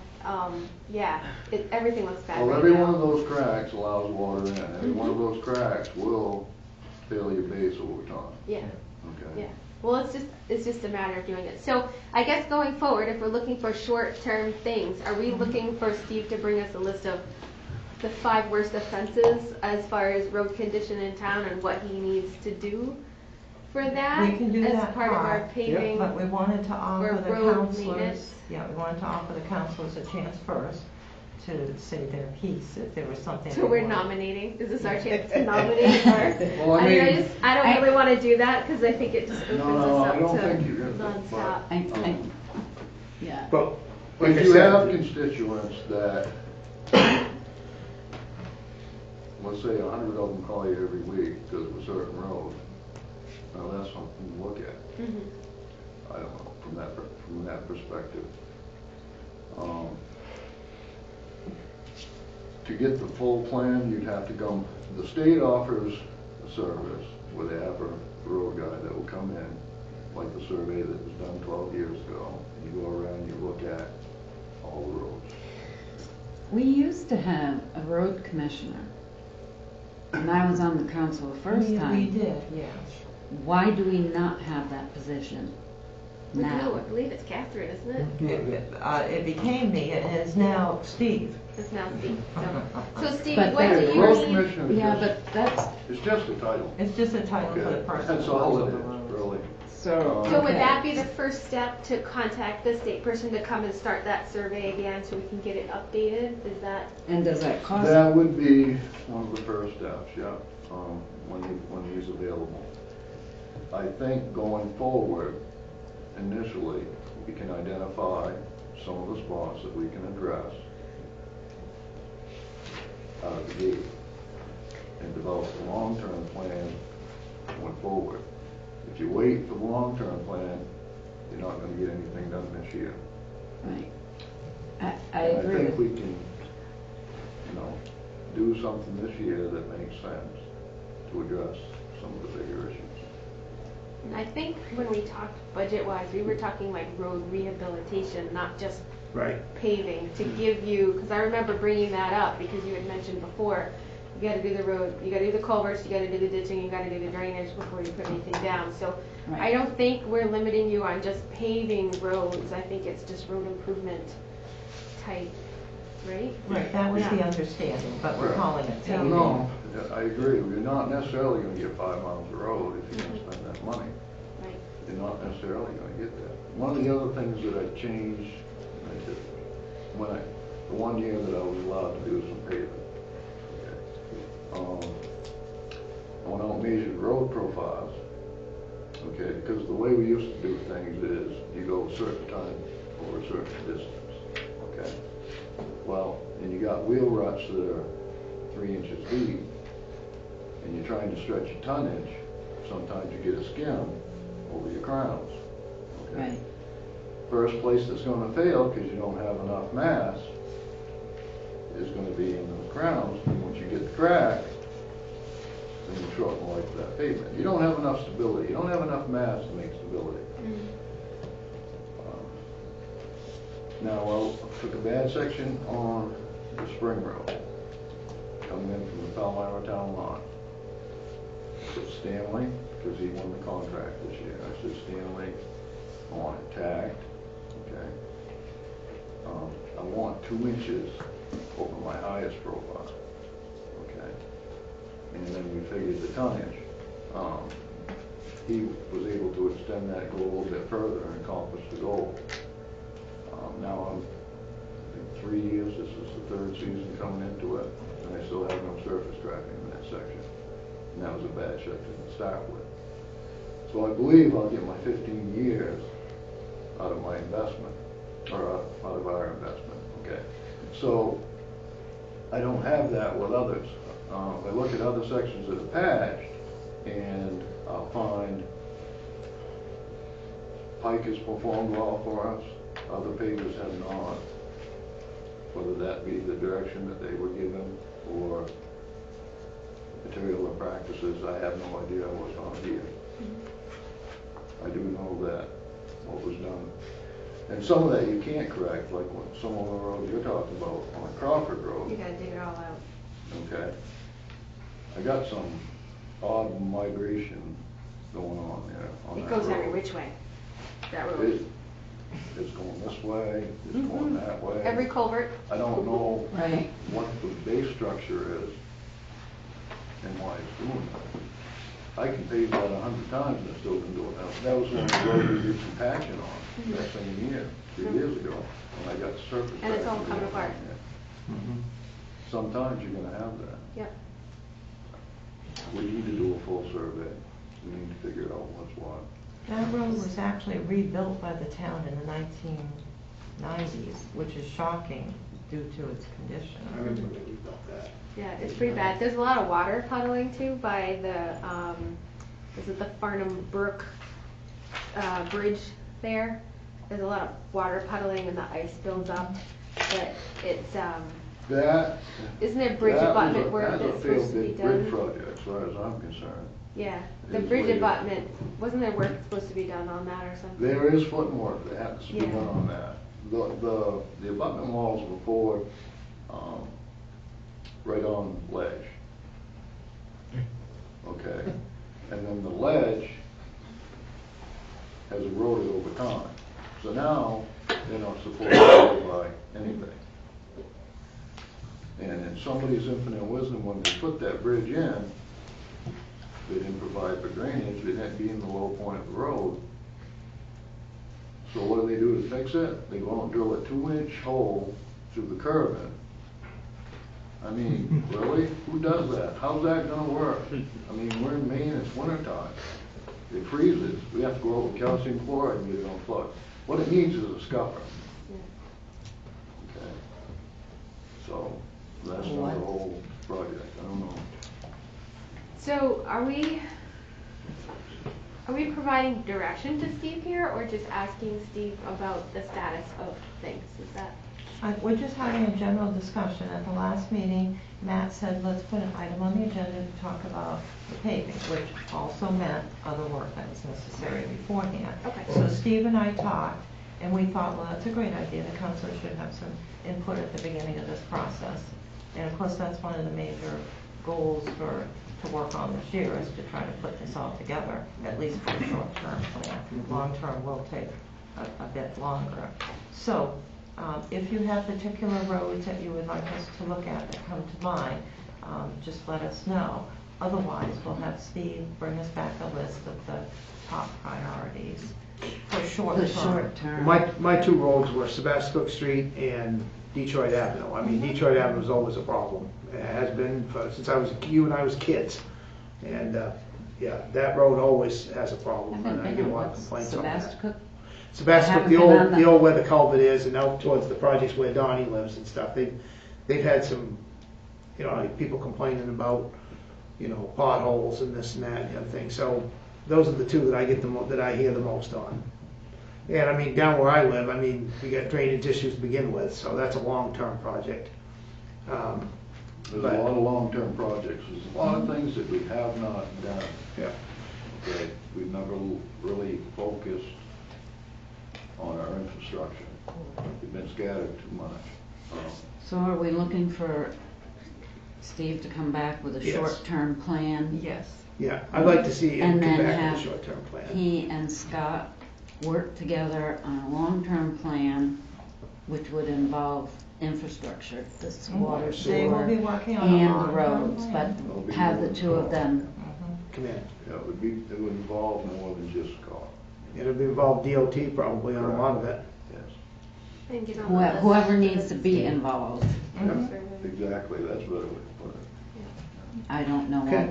all the particulars, but I agree our infrastructure is in sad shape and we need to come up with a plan and one that can be implemented as soon as possible, but at least have the short-term plan and get those roads more usable. Did you have any No, questions, Matt? I mean, Comments? if I was gonna suggest any roads, it'd be Snake Route and Johnson Flat. Oh. I guess would be the two worst that I could think of. Oh, Johnson Flats. But- Yeah. Well, you gotta be happy with Johnson Flat and the snow removal this year. There's no real super ice build-up. It's much better than years past, that's for sure. But like Johnson Flat, I mean, you could just put a couple of loads of gravel and grade it, and that would be. We could turn it back to dirt, but I'll tell you what, dirt roads are high maintenance. Yeah, Well, they I'm are. talking like that section that's already dirt anyway. The one that was tied at one point and we turned it back to dirt road. Yeah. Out by the Stockbridge Farm. Yeah. Yeah. See, that's like a no man's land. Yeah. No, I'm not kidding, because that's, half the road's owned by Clinton Right. and half the road's owned by By Pittsfield. Pittsfield. Yeah, I remember seeing that. It's like a pie shaped. It is. It's kind of What did you say? Sebastopol? The street, I used to call it Sebastopol, it's the one that goes out past where Donnie, then where the old credit union is, and out into that area. There's people complaining What about, old credit they union? complain Where the about culverts were potholes, replaced. sidewalks, everything, and it's mostly potholes. Where the culverts were replaced Right. last summer. Right. The big culverts over. But Detroit Avenue, I get more complaints Yeah. on. That one's just, that's a never-ending battle. It always has been. Is Kaltoma a state road or Again, is it part town, part state? Like as you go out to the transfer station where it's all broken down on the east, on the that's north side? Peltoma is on. Peltoma? A small section going down approximately by the airport is the state of Maine, and then the rest of it is the towns headed down to the boundary line. Because I think that was one of the ones that you had talked about that needed to be fixed because ice builds up in there and I don't know if it's the logging trucks or what that does it, but. Yeah, we approved some money to fix it, but there wasn't enough time in the season to do it, or there's like a big dip there by the Jimbro yard, the back entrance. You would ask for funding to fix the shoulders, but ran out of time because of the weather conditions. Right. I'd just like to add, I mean, like, I'd like to suggest all the roads, and like you have roads that I would never even know about, but like, I'm trying to be like non-biased. I'm trying to be like non-biased on the whole thing. So I think Steve travels these roads every day, he plows them and everything. So he's gonna have like the best knowledge of the town roads, and I trust that he could come up with like 5 good. Absolutely. He's like the most informed person in the room, so to speak, to the condition, I would think. So. Okay. Yes, that can be done. Okay. So how soon, well, it's gonna take a little while, I mean. Say like The short April, term, the end of for the April. short term, do you already have a list? Or What's that? started a list for short term, like needs fixing ASAP? I can pick more roads right now off the top of my head. That fall into Then that you have- category? Then you have money. All right, we'll be So back where as soon we're as at with the possible. point, Yeah. where So we're at do you wanna make a exactly date? is we're gonna have to address the worst sections first. Right, There's another Okay. consideration, and that is traffic road. right. Because a road that's failing will not fail as fast as a road that's failing with a high traffic road. Right, right. You take, believe it or not, Alpena Avenue is a high traffic road. Yep. Everybody goes to the transfer station. Okay. Everybody that comes from Vernon. Yeah, after the transfer station, wow. Good luck. Even my truck doesn't like to go over that road. So you can spend your paving budget on that road. Yeah. Well, yeah. And done. as soon as Yeah. possible, we'll be back. Okay. Sounds good. Okay, any other questions for Steve or concerning this subject, counselors? Thank you. Okay. So we go to the next one. All right, number 4, Main Town and City Management articles on being civil. There's been a couple of discussions because all towns are, and all customer services facing this type of issue. So I've been talking with our new librarian, Holly, and we've been talking about having a speaker come regarding, being civil and things that people can do to help out with this, for more positivism. So she is working away on speakers and costs, and this is something I think that many of the departments would be interested in becoming involved with, and we'd have an activity at the library or the theater or one of the town buildings to promote this type of activity. So just to let you know that it'll be coming up in the future, and it'll be interesting. Number 5 and 6 are grant opportunities that are available. And in your packets is information on number 5, Bike Lane Community Grant Opportunity. Because we were chosen as a bike lane community, we have the ability to apply for a community grant.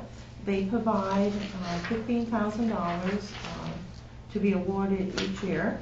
It's been lower in the past, but I think last year it was $15,000, this year it's $15,000. And the items that they fund are things such as bike paths, lanes, trails, signage, that's interesting, and bridges, mountain bike facilities, bike parks and pump tracks, BMX facilities, end of the trip facilities such as bike racks, bike parking, bike repair stations, and bike storage. And so they have a variety of items that they do not fund, which is appropriate, because those are more maintenance type things. Letters of interest are due by March 31st, so this is coming right up, and we just got notified. The applications will go online for those that they have interested in fleshing out the ideas more. Those will be available by April 15th.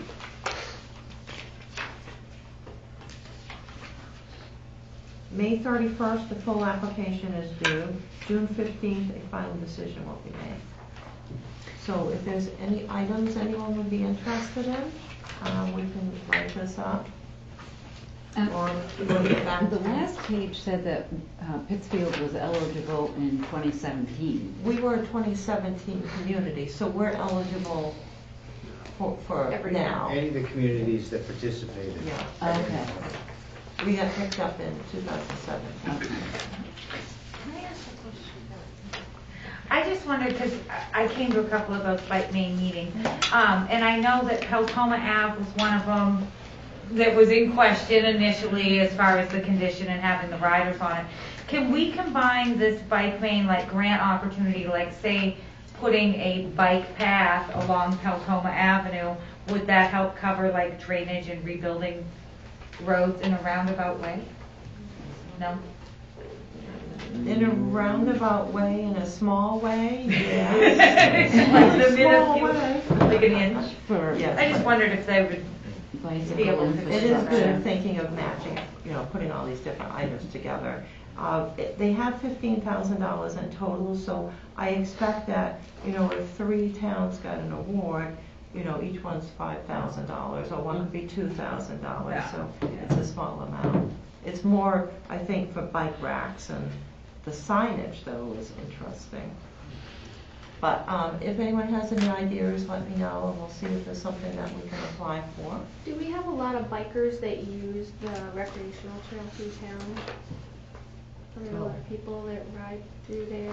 Due to the fact that it's shared by everyone, and the ATVs really like all the puddles, there's not a lot of bikes that go down through there. There have been classes of students that have used it with bikes and, and running too. Well, I'm just wondering if this will pay for rehabilitation of some of that space to increase bike usage. If we could put a grant in to get some Gorilla Gravel or something like that to fill those holes to make it more bike friendly, so more bikers would use the trail. We have that nice culvert under 95 now, and it's well lit, and we can show that we've done things to help improve that. We have good crossing areas if people need to cross from one side to the other. It does say infrastructure projects. Right, I as think a way that to would be a develop great idea. that, then we could put in, do we have bike racks downtown at all? Like either at the park or maybe down at the new boat launch to have a bike rack down there? There are bike racks at some of the parks. Because we have the Muddy Waters outpost, so somebody could bike into town and then call and have a kayak dropped off. They could go kayaking and then bike home wherever they'd go. But all right, that's a couple of good ideas. All right, I remember when we calculated the cost to bring the recreational trail up to a better standard by using a Parks and Recreation grant, which the council at that time decided not to do. We didn't even have enough money through the use of the maximum grant to fix it all up. So the small amount that we would get from doesn't this. it have to be matching, or is it just a straight out grant? I haven't read so much lately. It's just straight Yeah, out I grant. thought these were straight up. Okay. Because it doesn't mention You can't match. The other one is a matching. Yes. Okay, yes, maybe they're that's usually what it is. matching. I've read so much. So, do we want to do that? All right, so I'll look at those two. I will contact Bike Maine about the biking opportunities along the recreational trail, former Maine Railroad rails, tracks, and see if that would qualify. One of the things that they don't list in here is that mountain bike people like puddles too, and so if we can't fix it to get street bikes on it comfortably, maybe we advertise as a mountain biking type thing for more off-road bikers. If they would help with marketing our recreational trail. Well, they could mountain bike on the Crawford Road. Actually, we get a lot of bikers coming. They do the loop, the 10-mile loop or whatever, 4 square, whatever it is. A lot of people go biking, but there's a guy that has a dog, and it kind of scares people, so they don't always come down our road anymore. Yeah, that's true. So there's the dog. He's both big though. Mountain biking does take place down on the town farm property. Oh. There's a group of people that go down there. That was the other thing I was going to mention too, to combine this with the canopy grants. If there was a way to combine both of them, get a little bit of funding from both of them to make that kind of developed into something. Because there isn't a lot of organized mountain biking trails around, and there's a building in Vassalboro that they turned into an indoor mountain biking style race course for in the winter. A lot of kids will do that and stuff, but if we could draw them into Pittsfield, then in the summertime, that would be great. Well, good idea, so we'll research those and submit something, like one that was for the better. So then we also have Project Canopy, of which we've had many Project Canopy grants in the past. Our last one was tree planting. So I put both applications in, which are due on April 12th. We're already qualified, as we've had the grant workshops many times, so we're exempted from that requirement. Oh, you didn't have to go to the meeting? The mandatory meeting? No, I haven't had to go for years because we went so many times. We had a lot of grants there, and we're fortunate. So the tree planting grants have a maximum of $8,000, and so we've had those, which have worked out well, and people love them. The school children were involved with them. So there's a whole variety of items why trees are good. And so this is a 50-50, and you can use your in-kind. So this is easy to make a match on. And then we have planning and education grants. These, I believe, are now up to $10,000. And those are projects such as street tree inventories, which we did get one for, long-term planning, tree board development, public tree ordinance, and frankly, you could develop a board and the ordinance yourself without a grant. Forest management planning, which we did start, invasive forest pest response plans. Hopefully we won't need those. So Heather had some ideas on this. Did you want to talk about that? Yeah, when I first read this, I was thinking about the town farm property, and I don't know, I kind of got thinking about big picture type things and about how we wanted to try and reduce our tipping fees by reducing the amount of trash that's being landfilled, and we've talked about composting, some of the ways that trying to figure out how that would work. So thinking big picture, I saw this grant as a way that we could update our forestry management plan for the Fountain property in a way that would develop trails for walking and for people that want to be out in nature, and apparently maybe biking out there, as well as developing some like mini ecosystems out there, because once you start clearing land, it brings all kinds of animals in, and if you don't maintain the land harvesting over time, the trees get very unhealthy, they get overcrowded, and you end up losing the value of those trees. And what the value is, we wouldn't know until an inventory would be done. I'm guessing there's an inventory that was done at some point, however many years ago. It would give you a good base idea of what's there, plus 10 or 15 years of growth and however long it's been. But if we did a harvested cut out of that and using the money to develop a composting program, probably like behind the reuse building. I talked to Donnie about it a little bit, and he thought that it would be close enough that they could get equipment over there to turn the compost piles, and then that would be, he actually talked to another, I don't know if it was somebody at the state level or somebody at another town that has a program, but they actually bag it up and you can then sell it. It's like a valuable product. Once it's composted down, it's a valuable product for a revenue stream for the town.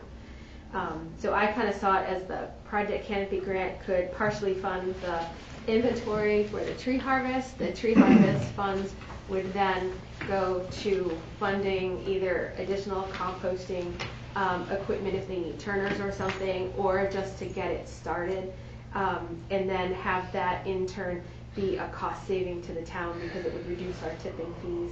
I think in Donnie's presentation he said up to 25% of our waste that's going into the landfill is material that could be composted, and it seems a really expensive way to get rid of things that could be composted. So I kind of saw this Project Canopy grant as an opportunity to get the tree inventory done with a couple different goals of developing the trails and also developing some wildlife areas in there as well. Good idea. Sounds good. Okay, any other questions? Sounds like an excellent plan to me. You're saving money and you're helping the environment and you're creating recreational activity. If we can do all three, it's a win-win. And I think it would make a strong application because it would have multiple effects, you know, if you can tie them all in together. I think it would just make a strong application. Yes. Now, we do have a plan that was funded by Project Canopy in the past, so I will make sure that updating such plan would qualify and we wouldn't be exempted. I think we should be fine. Okay. Seems reasonable. And it depends, like if the plan before was just to do the tree inventory and that That's part's what it- been done, then maybe this time we ask for funding for developing the trails for recreation, because that's one of their bulleted points in here, as well as long-term planning could be beautification, tree maintenance, maintaining the trails, things like that. No, these are always excellent grants. Of all the grants that, out of all the many, many grants that we've gotten, these are the ones that attracted the most community interest. Also small grants too. Yeah, because it talks about the Canopy grant, the Canopy goals, Project Canopy goals, and as well as the U.S. Forest Service goals, and a couple of them being strengthening communities, connecting people to the outdoors, and if we can partner with SVH or Northern Light, or is it Northern Light now? Yes. Northern Light, whatever they're going by these days. You know, if we can partner with them to do some trail development, because we've got the walking trail map for in town, which is great because it connects all of our parks. You know, how can we go like one step further and utilize this other piece of land that the town has? Very good. So, all right, excellent. Yes, and we do download all of those forestry plans and then read them and then figure out how we fit in with all the goals. Yes. All right, great, thank you. That was the last one. All right. Next, thank you. Next is reports, and I'll start with the audience. Anybody in the audience wish to speak this evening? Yes, sir. 4 things, not long. Down at the corner of Hathorn Park, closest to the post office, there was a pipe there that dates back to the late 1800s, and it was used to fill a wagon that had a tank on it. And they watered it down the street to keep the dust down, number one, and also they filled the granite troughs, one of which is here, that used to be on Heartland Avenue. Now, within the last year or two, it's missing. That was a historic item. Had a valve on it, had a gooseneck, now somebody's taken it down. Does anybody know anything about that? That was a very, very stout piece of pipe. That was not anything that a vandal was going to take down. Was it connected? Like, did it still work? I don't know if it worked. I do know it was a valve on it. It was a gooseneck. There's pictures of it if we look around. And now all of a sudden, and I believe it was made out of brass or copper, and so the question is, where did it go? Anybody know anything about that? I have to ask a question. I can't ask questions. That would be wonderful. No. Because that's a travesty. That was a historic item that dates back over 100 years. And it's kind of sad to see all of a sudden it's gone. Okay? And that's happened within, I would say, the last 2 years. What's the current status? Back in 2017, we got a grant for $500,000 to new sidewalks for this community that would go down Main Street all the way up to MCI. And it's to be coordinated with the state DOT rebuilding of Main Street.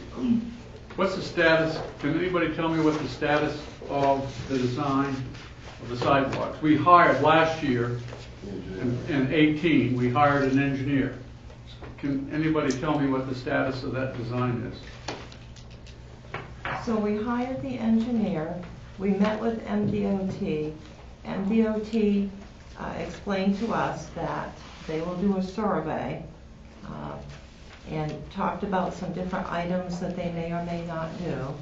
The survey was to be done in fall. Our engineer wrote a letter, which was given to the council, on why they would not go forward and do the design until MDOT's survey was done, so we could see exactly where to put the sidewalk. So after a number of calls to the state, we were told that the survey would now be done by late spring. And so once we get the survey, we will immediately start the engineer on the design process. Catherine, as you well know, I've had conversations with the state over this project, right? On multiple occasions. You have talked to the state, yes. I have. You know that. And we have talked to the state. Okay, and I've also indicated to you that I'm more than happy to help you with them to coordinate that. And not just to do an overlay, but to rubbleize the concrete under the road. Because if we don't, we're going to get a half-baked job. Because the curbing on Main Street is contiguous with the pavement pieces. It was built in 1936. And the slab, the deck, and the curbing is all concrete, and they're connected. So you can't have one without the other. And it's got to be part of the plan. Now, I've talked to the state, and for whatever reason, if they're not cooperating, I need to know about it. But I'm not always told that from them. So there needs to be some coordination between the two and some clear direction with our design as well. Correct. Because if you think about it, that street should have been done last year. No later than this year. Now it's a 2020 project. Is that correct? In 2021, if there are right-of-way issues, which we don't believe there will be. I'm going to tell you. But that was mentioned. We're running 2 years late now if it's 2020. It should have happened in 19 if we'd been prepared. So here we are celebrating an anniversary. Go look at what we got for sidewalks and streets. And I'm not very impressed. And I've offered my help in the past, and I'll continue to help. I know the commissioner, I've worked with the engineers, and I'm more than willing to help. But I shouldn't have to come here and keep asking, where are we? And I get the answer, in essence, we haven't made any progress. We had a grant for a year before we even hired an engineer. So we were fortunate to get the grant, and when I called up to talk to the ECD, they understood exactly the challenges because MDOT projects usually do and can run behind. So the grant is not an issue, that is our grant. So Steve, what were your impressions when we met with the engineer? That we were going to have to wait on them for results for the elevations and grades to feed our engineering outfit from DOT, feed our engineering outfit, so we're not developing a plan that won't work with DOT. And then having to redo work.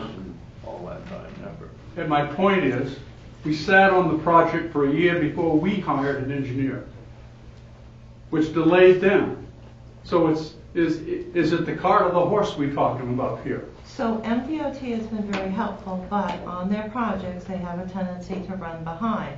And so they have indicated that we need the survey information in order to proceed forward. They do not want us going out and designing something that then we have to redesign. I get that. I get that.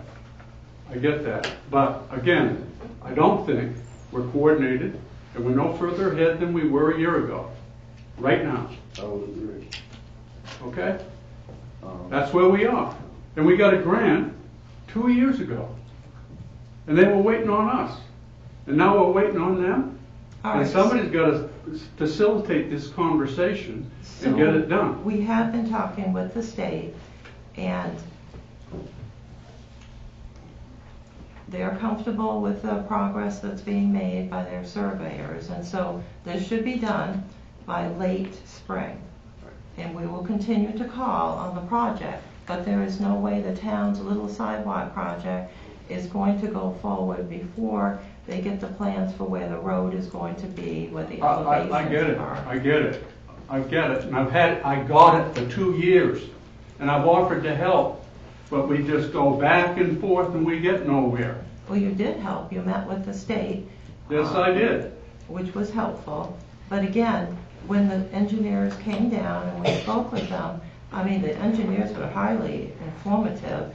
They knew exactly what they're talking about on the road, but they don't have what the elevations will be, and they want the survey done first, which they would do. I mean, we probably could have gone out to offer to do the whole survey, but I'm not sure they would have accepted it. I think Peter's whole point is he's a resource for help, he's offered his help, okay? And what's lacking is a line of communication with him to acquire his help. So he doesn't know where we're at. How can he help? He comes in, he waits, he asks questions to see where we're at. And yes, a lot of it's driven by the state, but I think Peter's point is if he knows what's going on, he can help drive it. So push it along. What's the major sticking point right now in this The whole thing? survey. It's the survey, Mhm, correct? the survey, yes. Okay. When do they say that they're gonna do this? That will be done by late spring. I mean, what's done's done now, but this is where we're at, but late spring, is there any way that that can be pushed to early spring? I don't know. We did They ask pretty much that. I'm gonna. I'm just Mayor, curious, I'm I'm just gonna asking. tell you exactly where we stand right now. We've been sitting on this thing here for 2 years. This project's not gonna happen this year. Take that to the bank. It's not gonna happen. We'd be lucky if we get it. Town manager just said 2021 maybe, huh? Only if there's a right-of-way issue. And I Soon gotta enough tell you, now. we wait and we wait and we wait. And go look at the street. It's a disgrace. And it requires some coordination, some communication. And at best case, right now, I don't believe, because our design isn't done, our design's not done. It's just not, right? It isn't. I can tell you it isn't. So it means that we're not going to see it in 19. We'll be lucky. We'll be lucky if we see it in 2020. And I'm just encouraging you to push the envelope. And it's not happening. I mean, just look at it. We got a grant in 2017. All right, so the pushing of, all right, wait a We minute didn't now. even hire an engineer until last year. How do we push it? Correct. Yeah, I mean, mean, we're we at a we point. can, to push the state to go a little bit faster, I mean, that's what our options are now, right? That's what I'm our going to options- tell you, it isn't just the state. It's not just the state. What is it? It's the coordination between the state and us and our designer. And it's not just the elevations. I can tell you that right now. They're waiting on us as much as we're waiting on them. That's the whole point of it. So I have a letter from the designer after their discussion with the state, which I passed out to the town councilors, in which it was recommended that we have to have the survey from the state. And so they have been in contact with the state, as well as I have, with multiple phone calls, just so we can check in and emphasize the importance of the project. You can write all the letters back and forth. You can, 2 weeks notice, you can get a representative of the DOT in this office and a representative from the engineering firm in this office and say, okay kids, what are your issues? What's your schedule? And how are we going to get this done now? It's that simple. Okay. Okay? And I've talked about this for 2 years now. 2 years. I asked this town manager, Mac, to apply for the grant. I was told we couldn't get a grant. We submitted it, and within 6 weeks we had a grant. Why? George Devade took care of that, DECD commissioner. And what I'm saying is, times are wasting, and we just keep, it doesn't get done. So regarding the grant, I have in writing that we were not eligible. And then I spoke with Peter, and he called up about the project, and then he spoke with the commissioner, who then did determine it was eligible. And we had thought it would be eligible because of the federal guidelines, but the state had their own little guidelines too. But in the federal guidelines, it was an eligible project. Ineligible? It was eligible. It was So eligible. then we had to compete with the grant application. So we have the grant, and the issue is, we need those. We've had the grant for 2 years, come this summer. Okay. This is the first I'm hearing of it, so how do we get the engineer All I'm asking and the is state for together? insight and information, and to get the two parties together and work together to say, okay, I'll get this done, you get this done, and we'll get together, and this is when the work is going to be scheduled. It's that simple. How do we facilitate that? We were told that that would take place in late spring, and then we would all proceed forward. So right now, we're just waiting for them to actually come out and do Correct. the survey, Yes, which they they just can't do wait. until all this snow goes away. Correct, and then everything will move quickly. So nothing's gonna happen on this until, things thaw out. It's not going to happen this year. Probably We're too not, far and behind. it's frustrating. What's that? I said, it's frustrating. We know you're frustrated, but it's just not gonna happen this year because there's no way they can do all of that and then get the paving All I'm project saying, scheduled. this could have happened last year. It could Number one, have. if we would have hired our designer on time, Did we if we have to would have hire put the the- thumb on him and said, Mr. DOT, Mr. Designer, let's go have a meeting, let's find out, let's get coordinated and get the design effort is less than, it's a few days' work. So, The elevations I'm talking about with the DOT, Yeah. this isn't rocket science. so did we need the designer, did we need our engineer hired and submitted before they started the design work? So their design work can't be done until the survey is done. The survey is the first item. Right, and the state does the survey, design work would be on us. Well, what I'm asking is, did sidewalk. we have to tell the state who our, does it matter that we hadn't hired a designer? Because in the end, we have to wait for the state to complete their part before our designer. However, whenever we hired them, before they can do their work, the state has to do their part first, correct? The survey is the first part, so it doesn't matter if we have a designer or not. Okay. So right now, we're ready to go because we have a designer that we've contracted with. So we're ready to go once they finish their thing, which sounds like late spring, so in I wish Which I we could. call on regularly to make sure. I wished I could agree with you, Catherine, but I don't. Okay? Because I've talked to the state, and they're waiting on us. Right now, And they're have. waiting on us. They have waited on us. We didn't have a designer. How can they go forward? So we have. Why? Because, number one, I asked them, please do not just pave the street. Take the concrete up and rubbleize it so we got a street that's going to last us 50 years instead of just coating it with asphalt. They've done that before. In fact, there's so much asphalt on top of the concrete, you can't even see the curb anymore in some places. Okay?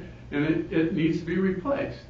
And so their whole point was, why would we go, and I asked them not to do this until we had a designer, until the sidewalks were coordinated with what they were going to do.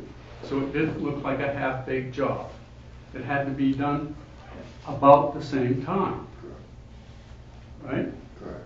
It could be one contractor do both sidewalk and street at the same time. That's all I'm trying to say. Okay. And it's not happening. So And the it shouldn't take 2 years. The information that Peter has been given is different than the information that I've been given. So in any case, the survey work is number one.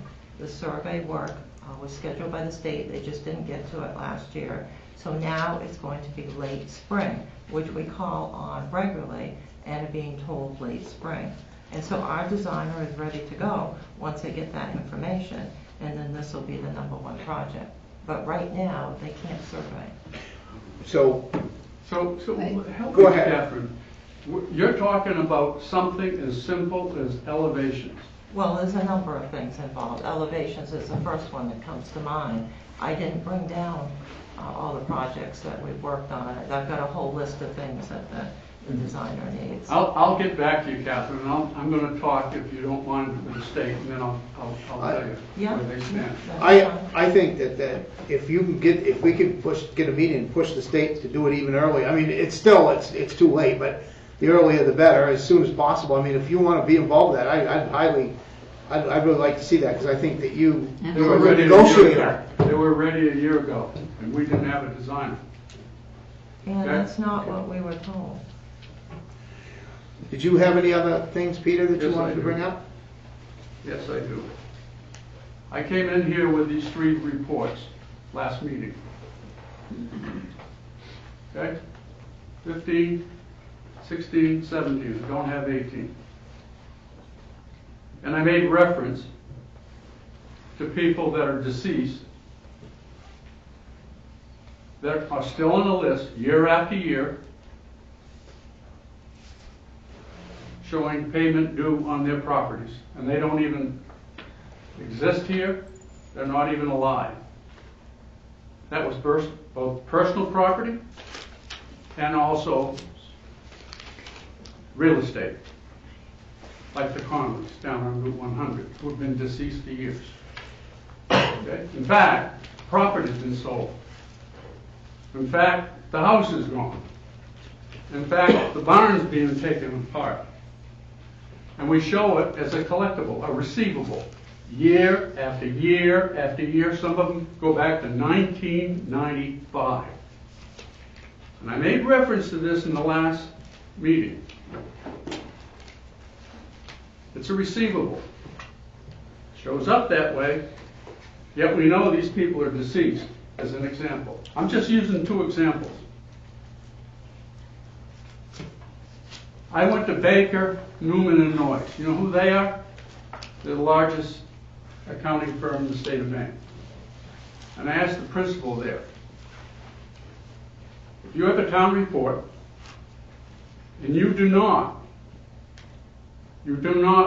acknowledge it as not being a receivable, in other words, you don't write it off, and year after year you show it as a receivable, what would you define that as? It's fraud. We know it's not a collectible. We know it's not a receivable. And yet, year after year, we put it in the town report. I've got 3 of them here. Probably even in 18 it'll be here. If I had 2014, I'd see the same people on the same list. Because some of them go back to 1995. It's fraud. No. Do I have to hire an accounting firm, bring them in here, and have them tell you that? Because the only one that responded to me when I brought that up last meeting was the town manager. And her response was, it will cost us money. It will cost us money. It's costing us money already, folks. It's not collectible. And it doesn't show up in a balance sheet. There's enough business people right here now that have to respond to an accounting firm on an annualized basis.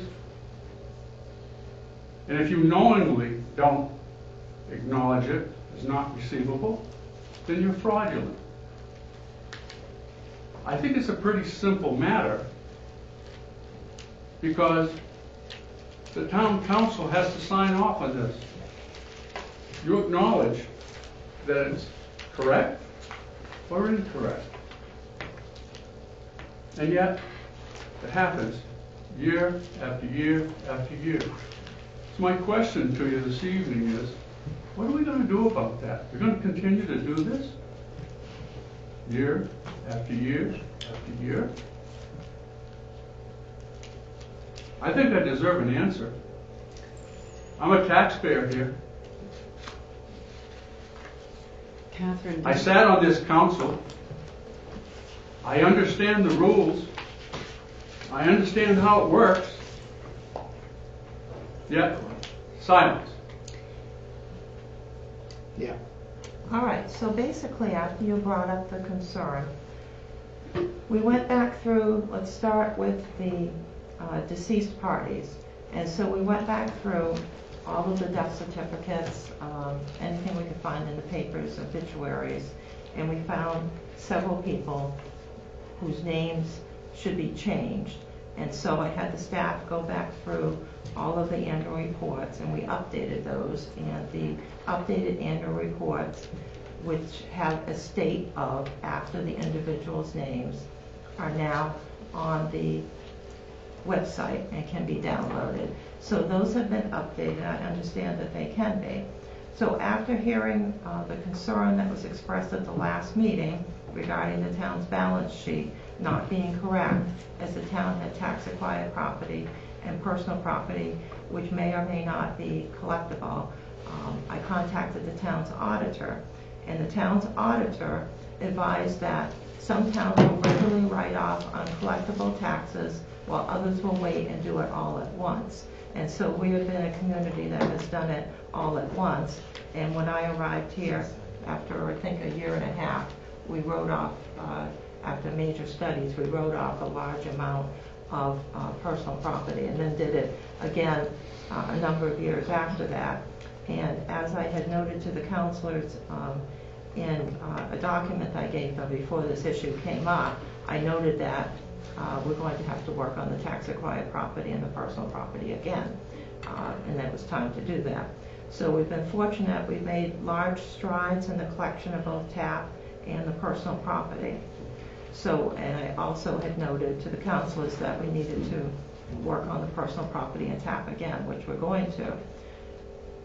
So the list of taxes that comes from the assessment records and the accounts, and if the accounts are deleted, we're not able to change those on the report that comes out, that goes into the annual report. But I've talked to the staff about how we need to go through and make sure if somebody is deceased that we can put a state of after that, and they will do that. I used to do this years ago, but staff does it now, so we'll do that without any issues. When I spoke with the auditor with the amounts that I thought were probably uncollectible, he had no issues whatsoever, indicated there is no concern with the balance sheet regarding personal property because they're written off against a different account.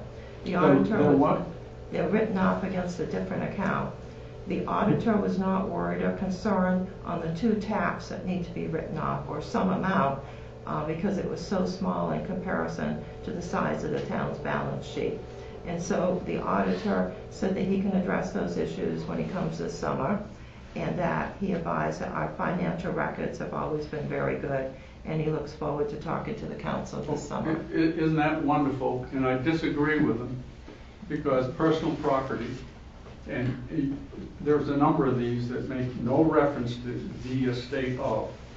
Well, I can tell you unequivocally that Albert Fitz, and I know the gentleman because I bought property from him before he died. My property on the corner of Spring Road and Somerset Avenue. Okay? It's Albert Fitz. He's been dead, dating back all the way back to 1998. So okay? as 1998, right through till 2005. We've been collecting that. There's several of these throughout this book. Okay? Now, that isn't estate of. So as I noted, I have changed those, or I had the staff change them, so they now say so estate of. That's gone?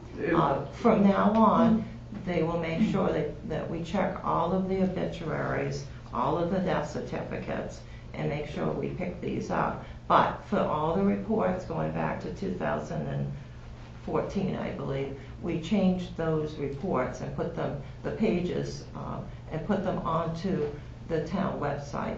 So are you saying that I'm not gonna see these? You're not gonna see it listed as Mr. Fitz. You'll see it listed as Mr. Fitz and then a state of, until they're written off by the town council. Catherine, are we able to address this in our upcoming finance committee meeting to make a recommendation based on what the auditor says for the 2018 town report? Or no, it would be 2019 because it would happen in this calendar year. Yeah, they'll go in as the states of, and I understand some of the reasoning that staff members had because they're told not to change the tax bills, but we do need to do this change. Okay. And so we've done it for all the annual reports, and there were probably a new deceased person picked up like 2015, and another one in 2016, another one in 2017. So in terms of the write-offs, which is another item, we have not written these off regularly because you used to do that, and then the people would come in and try to pay their bills and they were written off. So they've been written off in bunches. So it sounds like Catherine's already addressed having it reflect that people have deceased, but for 2018 that booklet is still going to be published because the books have already been closed.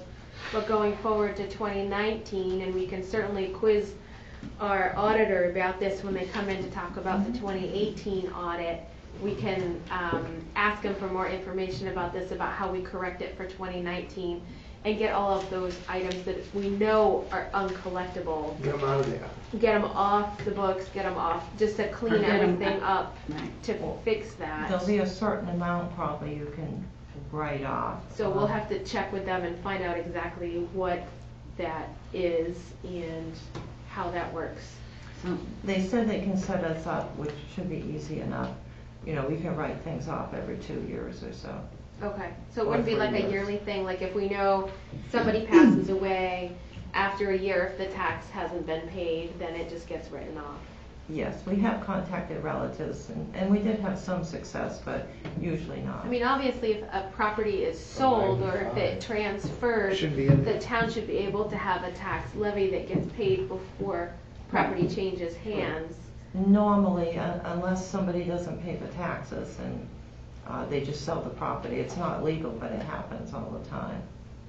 Generally, you collect the monies eventually because an automatic for a lien will go on automatically. Right. Yeah, so eventually they have to pay it. Correct. And that's a title company issue, that if they're selling a piece of property that hasn't been cleared, it's not a clear title if there's a lien against it. Or sometimes they'll find the money is at a bank or it's at an attorney's office. Right. So that's all stuff, it sounds like, that we can clean up going forward, but there isn't anything that's going to change on the 2018 report because those numbers are done. Didn't you just say it did? But the last time I brought this up last week, I was told that it was going to cost us money. It will cost us money. No way. If it's not collectible, Catherine, how's it going to cost us money? Under the tax acquired policy, we're required to have all the monies available to write these off. Now, the personal property we can write off into a separate account, but the real estate would cost us money to write those off. Of course it's going to affect our balance sheet. I get that. I get that. But there are, I'll use Albert as an example. Okay? I'll use him as an example. His estate's cleaned up. It's a small community. We know who he is. And yet we continue to see it. And it's not real estate. It's personal property. Okay? And we keep putting it up there.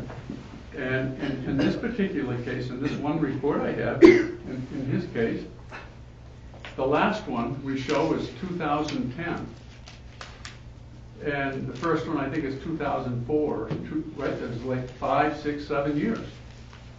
And we keep putting it up there. And it's not reflective or reflected accurately. And that's what my complaint is. What else isn't accurate? And how do we account for these things?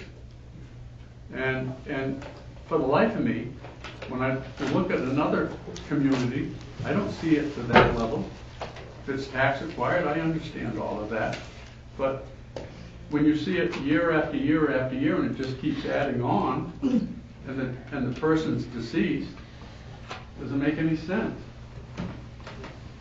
Well, surprisingly, not about accounts that would have individuals that were deceased, but it was surprising after you had brought up the personal property and tax acquired property on the listservs that were part of, new people involved with towns got on and started talking about how do you collect all these past personal properties? We have them dated back for 15 years, and there was a whole discussion about that. Unfortunately, this does go on, especially with the personal property. The tax acquired properties are usually straightened out one way or another. I'd like to talk to the auditor. There's got to be, that's, to me, I don't know how, those are questions we're going to have to ask him, because the name shouldn't be in there. I mean, it's just, Albert Fitz has been gone. A limit to how long you have to keep a deceased person's personal property included, or, I guess that's the part I'm, is it that we can't clear it until after 2 years, or? It's a town auditor thing. Well, I don't know about people in terms of their wills or the collection on the particular issue of personal property. Until the property is either written off or it's collected, it has to be on the list. What we have to do better is to make sure we go through and put a state of after these, or heirs of, depending on the situation. And so, that's what will be done. And what will that do? Help you know which ones to write off when the time comes? No, or just change it, so they're still going to be on there, they're just going to be heirs of instead of, okay. It just depends on whether we're going to write them off each year, or every 2 years, or 3 years, or do it as a lump sum, like a lot of towns do. 10 years. 10. There's some here for 10 years. Yeah, and in many cases, leaving those on there has gotten us to, not deceased people, which I'm sorry about, but because we've left bills on there, we have collected up a lot of past personal property that we would have written off, and then the people eventually came in. We contacted them so many times, and we're doing 3 sets of letters this year. I know in speaking to the new assessors, they were astonished that we were collecting taxes on such older years, because they never see that in town. So we've collected a lot of money. We did that write-off program for the personal property for the interest, and we brought in an amazing amount of money that we would have written off. But yes, it is time to write those off. And before Peter had brought this up, I had put that in my report to the council under that agenda item. Catherine, a question on that. You had mentioned that we have to have the money or the cash before we write off or That's collect just it. tax acquired properties. If we wanted to write off tax acquired properties. How can we have the cash if we don't have Oh, I know. them collected? Yep, no, I understand. So how do you write it off? Yeah, it's an issue. It's an issue? Yeah, it's an issue. It's an issue with who? Is that state law? The question I have is that, with respect to this, does it have any reflection, with these reports on how it affects our having grants or getting grants or anything like that? No, I asked the auditor that, and they said no. It's such a small amount on the total, versus the total balance sheet. Do you have a question, Deb? No, Oh, sorry, I'm all yeah. set. No, I'm all set. Yeah, and no issue with getting bonds or loans. Peter, you said you had 4 things. You have another one? No, I'm good for tonight. I've had my say. Okay. I'm not getting anywhere, and I'm not getting through. And I'm not talking about people coming in here to pay their taxes. I'm talking about people that are clearly deceased. That this town is never going to collect any money because there is no estate. And you, it's one thing to say, and I understand if somebody's deceased and their estate isn't settled and we know all of these things, that's fine and good. But that's not what I'm talking about. I make myself very clear. When it's property of an estate that is not necessarily real estate but personal property, and they're deceased, how can you just leave it there year after year after year? And that's what I'm talking about. I guess I understand. It's very clear. I have it right here. I guess I do have a question. 1998 to 2005, Albert Fitz. As an example, there are others, but I'll use that one. And again, Catherine, did I understand you to say that you had corrected back from 2014 to 2018? 2014 to 2017, we corrected the annual reports and put the online version with the corrected sheets saying estate of after those names. Okay, After and what going about through 2018? all death certificates. Are all you working on obituaries. that? Yeah, for the 18 2018? will already be picked up. Okay, so then the issue is, to keep this from happening, is we should, after a year, write it off if we know the person is deceased. Yeah, but my thought is just because they're dead doesn't mean that we're not going to get the money, because if it goes to their estate, their family, when they sell that estate, we should have a lien on that property. So when they sell it, we should get our money still. Well, we're talking Personal property. property such as boats, cars. Is that what you're talking about? The tax due on the value of, like, my Yeah. tractors Right. qualify. Right. Your trucks. We should put a lien on it, and And do we on personal think we property? do. I know we do on tax acquired property. If Do we do it on? If we have the serial numbers, if we have certain information, yes, we've done those in the past. And they stay on for a certain period of time. And when it comes Okay, to a point like 5 years or something, you're definitely, you're definitely not going to get it. So. Yeah, So is this a policy that we need to look at and maybe change? yes, I wrote How that we down. do it. We'll change it from the way it is now. Yeah, because that's gotta come out of that eventually. So that's something that you guys take care of, and there's like a policy for the tax, where the tax. Yes, we can do that, understanding that when we do, and if we write these off, let's say we say every 2 years, then we may have people come in or get checks for items we've written off that then we have to return if they won't put them on something else. Mhm. And that has happened. But it should be sooner than what we do now. And how often do we do it now? Are they like 5 years or longer, 10 years apparently? I'd have to check the last time that we wrote off personal property. So- We did quite a bit at different points. So if we put estate of and we leave it in the book, and then after X number of years, say 2 or 3 years, I think 3 is a pretty reasonable number. I think after 3 years, if it's not gonna get paid, if we the chances haven't go way gotten down it. that I it's mean, not gonna be. granted you've brought money in beyond 3 years, but I think 3 years is reasonable. I do too, I agree. Mm-hmm. Does everybody agree that that sounds like a reasonable amount of time, Howard? I mean, after 3 years, chances are going down that anybody's gonna come in here and, I mean, they If have. they do, oh well. They do, then we'll deal with it then. Everything's been sold and gone, the money's long gone by Right. that point. Because I agree, I think it's silly,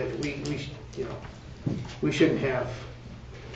I mean, I Shouldn't know go what the 10. auditor said, but it doesn't look good when things like that, and they've been dead for 10 years, that don't. Okay. All right, anybody else in the audience wish to speak this evening? Anybody? Yes, sir. I don't have a long list this evening, so hopefully I Now I'm won't disappointed. continue to chime.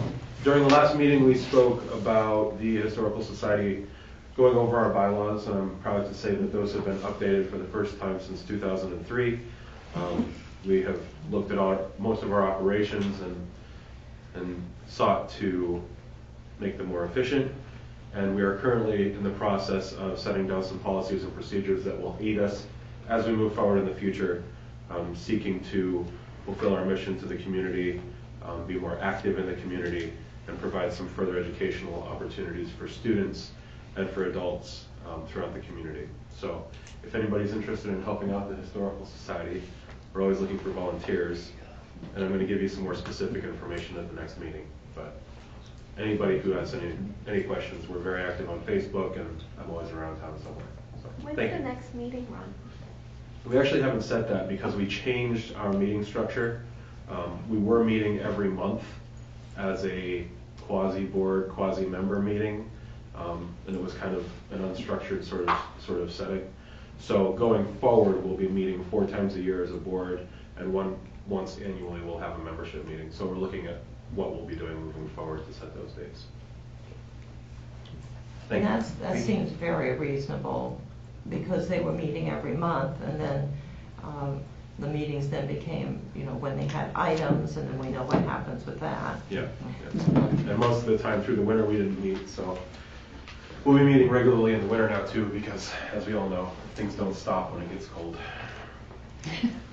Okay, thank you, Ron. Thank you. Anybody else?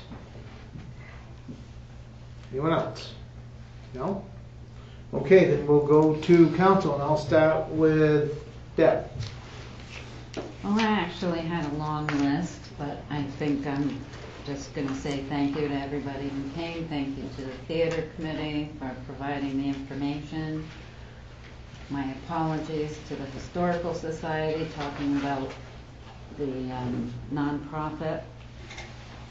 I don't even know if that's doable, but part of that conversation that I had with Ann was the community art program that I talked to you about, and she mentioned about being an art/cultural center. Yeah. So I don't know if that's something we can look at for the future, but I apologize if I spoke out of turn. Cross wires there, no big deal. Okay, and that's all I have. Thanks, Deb. Heather. Thank you to Jessica from Healthy SB or Northern Light and bringing the JMG students in. It sounds like it's going to be a really good project. It'll involve a lot of people in town. Good to hear about the Pinnacle Fest, that was a success, and the theater event, that the theater was packed. That's wonderful. Thank you to the theater committee for all the work that they're doing. I hope you guys are on the right track. We'll be setting up a finance committee meeting soon. And Catherine, can you speak to the building upgrades with the carpet replacement project that was supposed to be done first of the year? I know that probably got sidetracked a little bit with everything else that happened in January and February, but do we have that scheduled yet for getting the carpet? It is not scheduled yet, and Michael and I have been talking about that. Okay. In a new schedule. Obviously, with myself out and unable to walk, that wasn't going to happen. Okay. So that's on the back burner for now.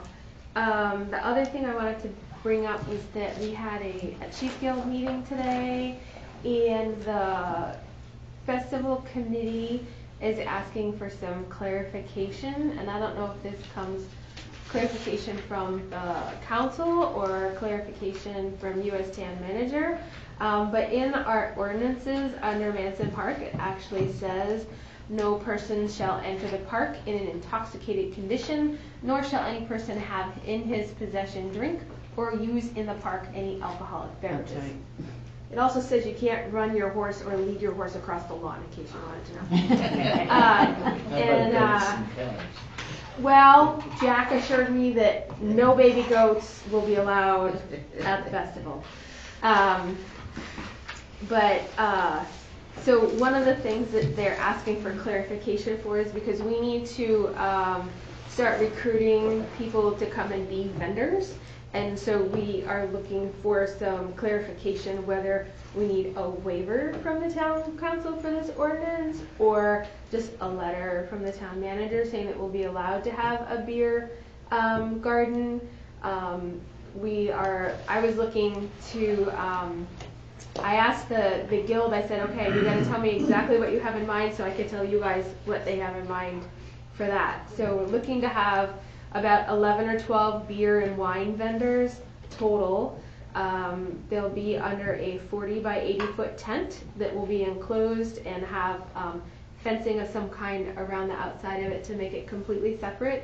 It's tasting size pours, so 5 ounces for beer, which is a little over a quarter cup, 3 ounces of wine per pour.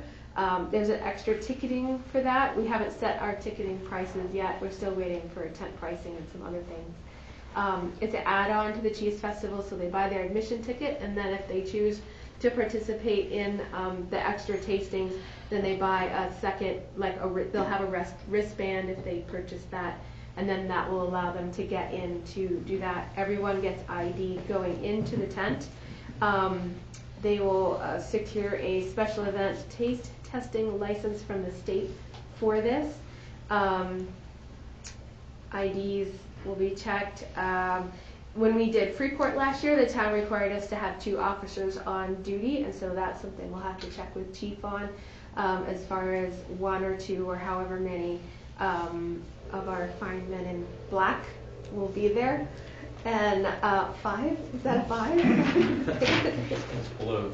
Is it blue? Okay. So we'll check with Chief on how many would be there for supervision. We didn't have any riots. We actually ran out of beer and wine last year, and people were not happy, but they did not riot. So we do have more space this year set aside for the beer and wine vendors to make sure we have enough vendors. And one question they had was children in the beer garden. If mom and dad are there and they have a kitty in a stroller, do they have to take turns? Will they allow them in? It's not something the police officers can decide or whatever. But anyway, so that's kind of what they have in mind. It'll be part of the festival, but it's separate from the cheese tent, so people have to actually actively go in. They can't leave the tent with their samples. They have to stay in the tent to consume. There's no full size of anything. People are not buying bottles of wine or beer or anything like that.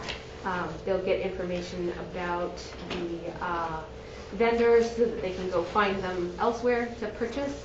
And we'll do Allagash Brewing is going to be our sponsor for the beer and wine tent. So they're going to run a beer and cheese pairing during the day, throughout the day there, and there might be a couple other events that we'll do with pairings as well. So that's kind of what they had in mind.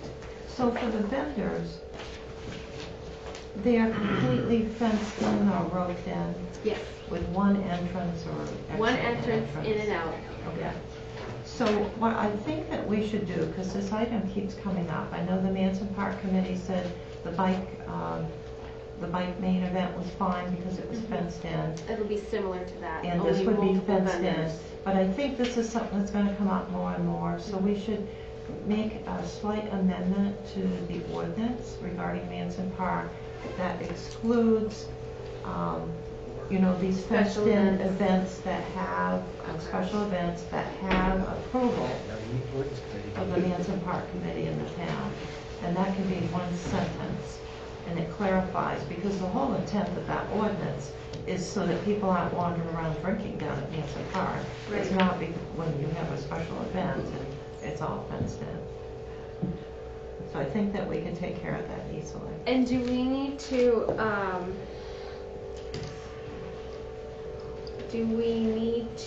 have special language as far as what prior approval would entail? Like, does the council have to approve an event, town manager, town clerk, like the licenses and stuff? I think we can just leave that prior town approval. Okay. Which some events may need more permits than others. Okay, because I know Jack had mentioned when I talked to him about this, he had mentioned that somebody wanted to have a wedding down at the park, and what a beautiful spot to have a wedding. But they ended up not doing it because they were told that they could not have a bar for the wedding, for the reception and everything there. So they ended up moving it and having it at the Elks, which I thought was kind of They have had weddings down there. Yeah. And other events. Well, they probably have their reception elsewhere then, or something, but yeah, so they're just looking for clarification from that. So I will just pass on to them that we will address this at our ordinance meeting, and then would we be able to, see, our ordinance meeting's on the day before our next, actually, we don't have another ordinance meeting yet. That will be just a sentence to the Manson Park ordinance, or the parks ordinance for Manson Park. So I think you, Bob, and I are on the ordinance. Is Bob available yet? Is he still on He's commission? working on it. He has to have more rehab than some of the rest of us have. So, do we need our third person on our committee to have a meeting, or? No, 2 is a quorum. Okay. You just need to agree on things. Okay, good. All right, so, do you have an idea of when you want to meet? Sure, anytime, as long as it's later in the evening, it's fine. You want to do an evening meeting? Yeah. What about, next Tuesday? Sure. Do you want to do 6 o'clock here? Yeah. Okay, so the next ordinance meeting will be 6 p.m. on March 12th. And we will address this, and we'll talk a little bit about Deb's committee item as well. And when's the next planning board meeting? Is that on the schedule already? That's next Monday. It's on the 11th. So if we get anything back from the planning board, we'll address that too and try and get it all done. Jan left. Did you say next Tuesday? The 12th. Yeah. So I do apologize. I can only manage one night meeting a week right now. Well, Well, we that's will, fine. yeah, we will, we'll muddle through and then, see what we can come up with. I just want to be able to, the guild didn't feel comfortable with, recruiting people to be vendors without knowing that we could have No, it's a vendors. good question. So, then they're trying to get all of their sponsorships, if anybody wants to sponsor the Cheese Guild, Cheese Festival, any of the events and things. We're looking for sponsors, and they wanted to be able to get all the vendor information put out and invitations put out before the end of the month. So Before the end of which month? March. This month? Mm-hmm. That'll have to have a hearing, right? If it's a change. Yes. A public hearing. Mhm. I think that's something that we should do. I've been thinking about that since the bike lane event came up. I know Manson Park said it was fine, and we said it was fine, but Yeah. this is something that will probably happen more and more. Put it in the books. Yeah. So, okay, great. Did I have anything else?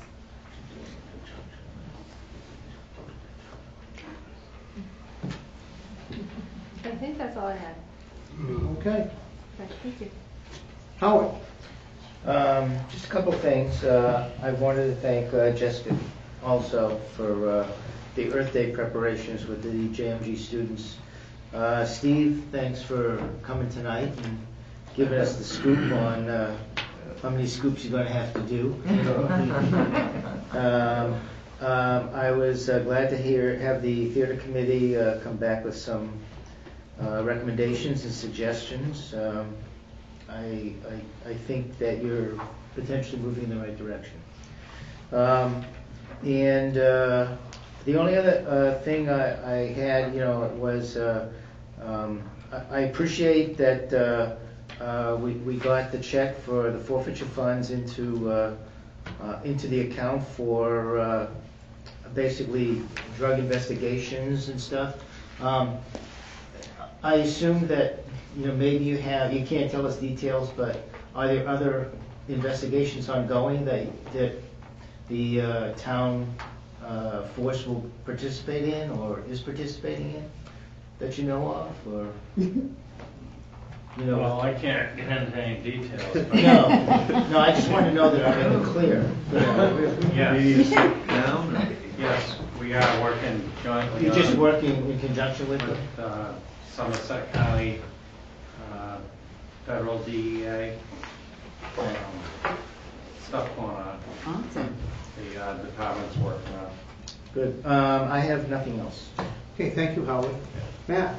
Yeah, I'd just like to thank the MCI students for their presentation. That was cool. They're going to be busy, I'm sure, first day. I'd like to thank the theater committee for all their information, their hard work. It looks like they're on the right track on getting things organized down there. And that's all I have. Okay. Same thing, I'll echo Matt's sentiments. I'm glad that, to see the JMG students, and Jessica's put a lot of time into that, and she's to be commended for that, and looking forward to that happening. Theater committee, I have no doubt that the theater will be saved before it's done. If we all put our minds to it, we'll get it done. I know a lot of hard work went into it. I mean, we did the same thing with the library, we did the same thing with the swimming pool, we'll do the same thing with the theater. It's just a matter of time.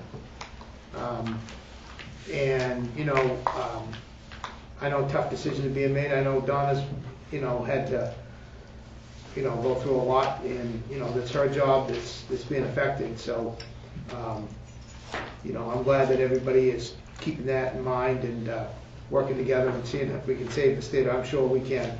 I'm glad Peter he's not here, but he did say he's willing to call us to work with you to see if they can push that up a little bit further than late spring. I don't know if it'll happen or not, but it may. You never know. Yeah, he did talk to them. Yeah, and he may talk to him again, and I hope he does, because, any bit of pressure will help.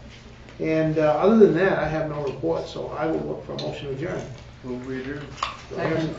All those in favor of adjournment, please signify by saying aye. Aye. You're adjourned. My mother's gonna Give it to Kit. I did actually have a whole list of things that I wanted to say, but after She'll be this all hour, right. I just, I think everybody thought the same. I'll have to get my answer somewhere else. I'm basically Magic 8 Ball. And it's still cold down here, by the way. rainstorm. And When I get that paperwork done, I'm going to have a couple of calls. You woke up on the back still, you get this. I worked last night, I went to work, thanks, man. I went to work at 9 o'clock last night, and they called me in their office, somebody had upset. I didn't get out of there till portable oven. And I had to go home, fill the wood box, and actually get that going. It's been about 12 hours, I sleep about 1. Get up at 5:30, and here I am. I don't know what's going on. Is that craziness? It is crazy. Oh, actually, that's it. I signed it. Does make a difference, huh? I'd like you to sign it. I didn't get those. I was wondering where they were. No, I think nobody really wants to.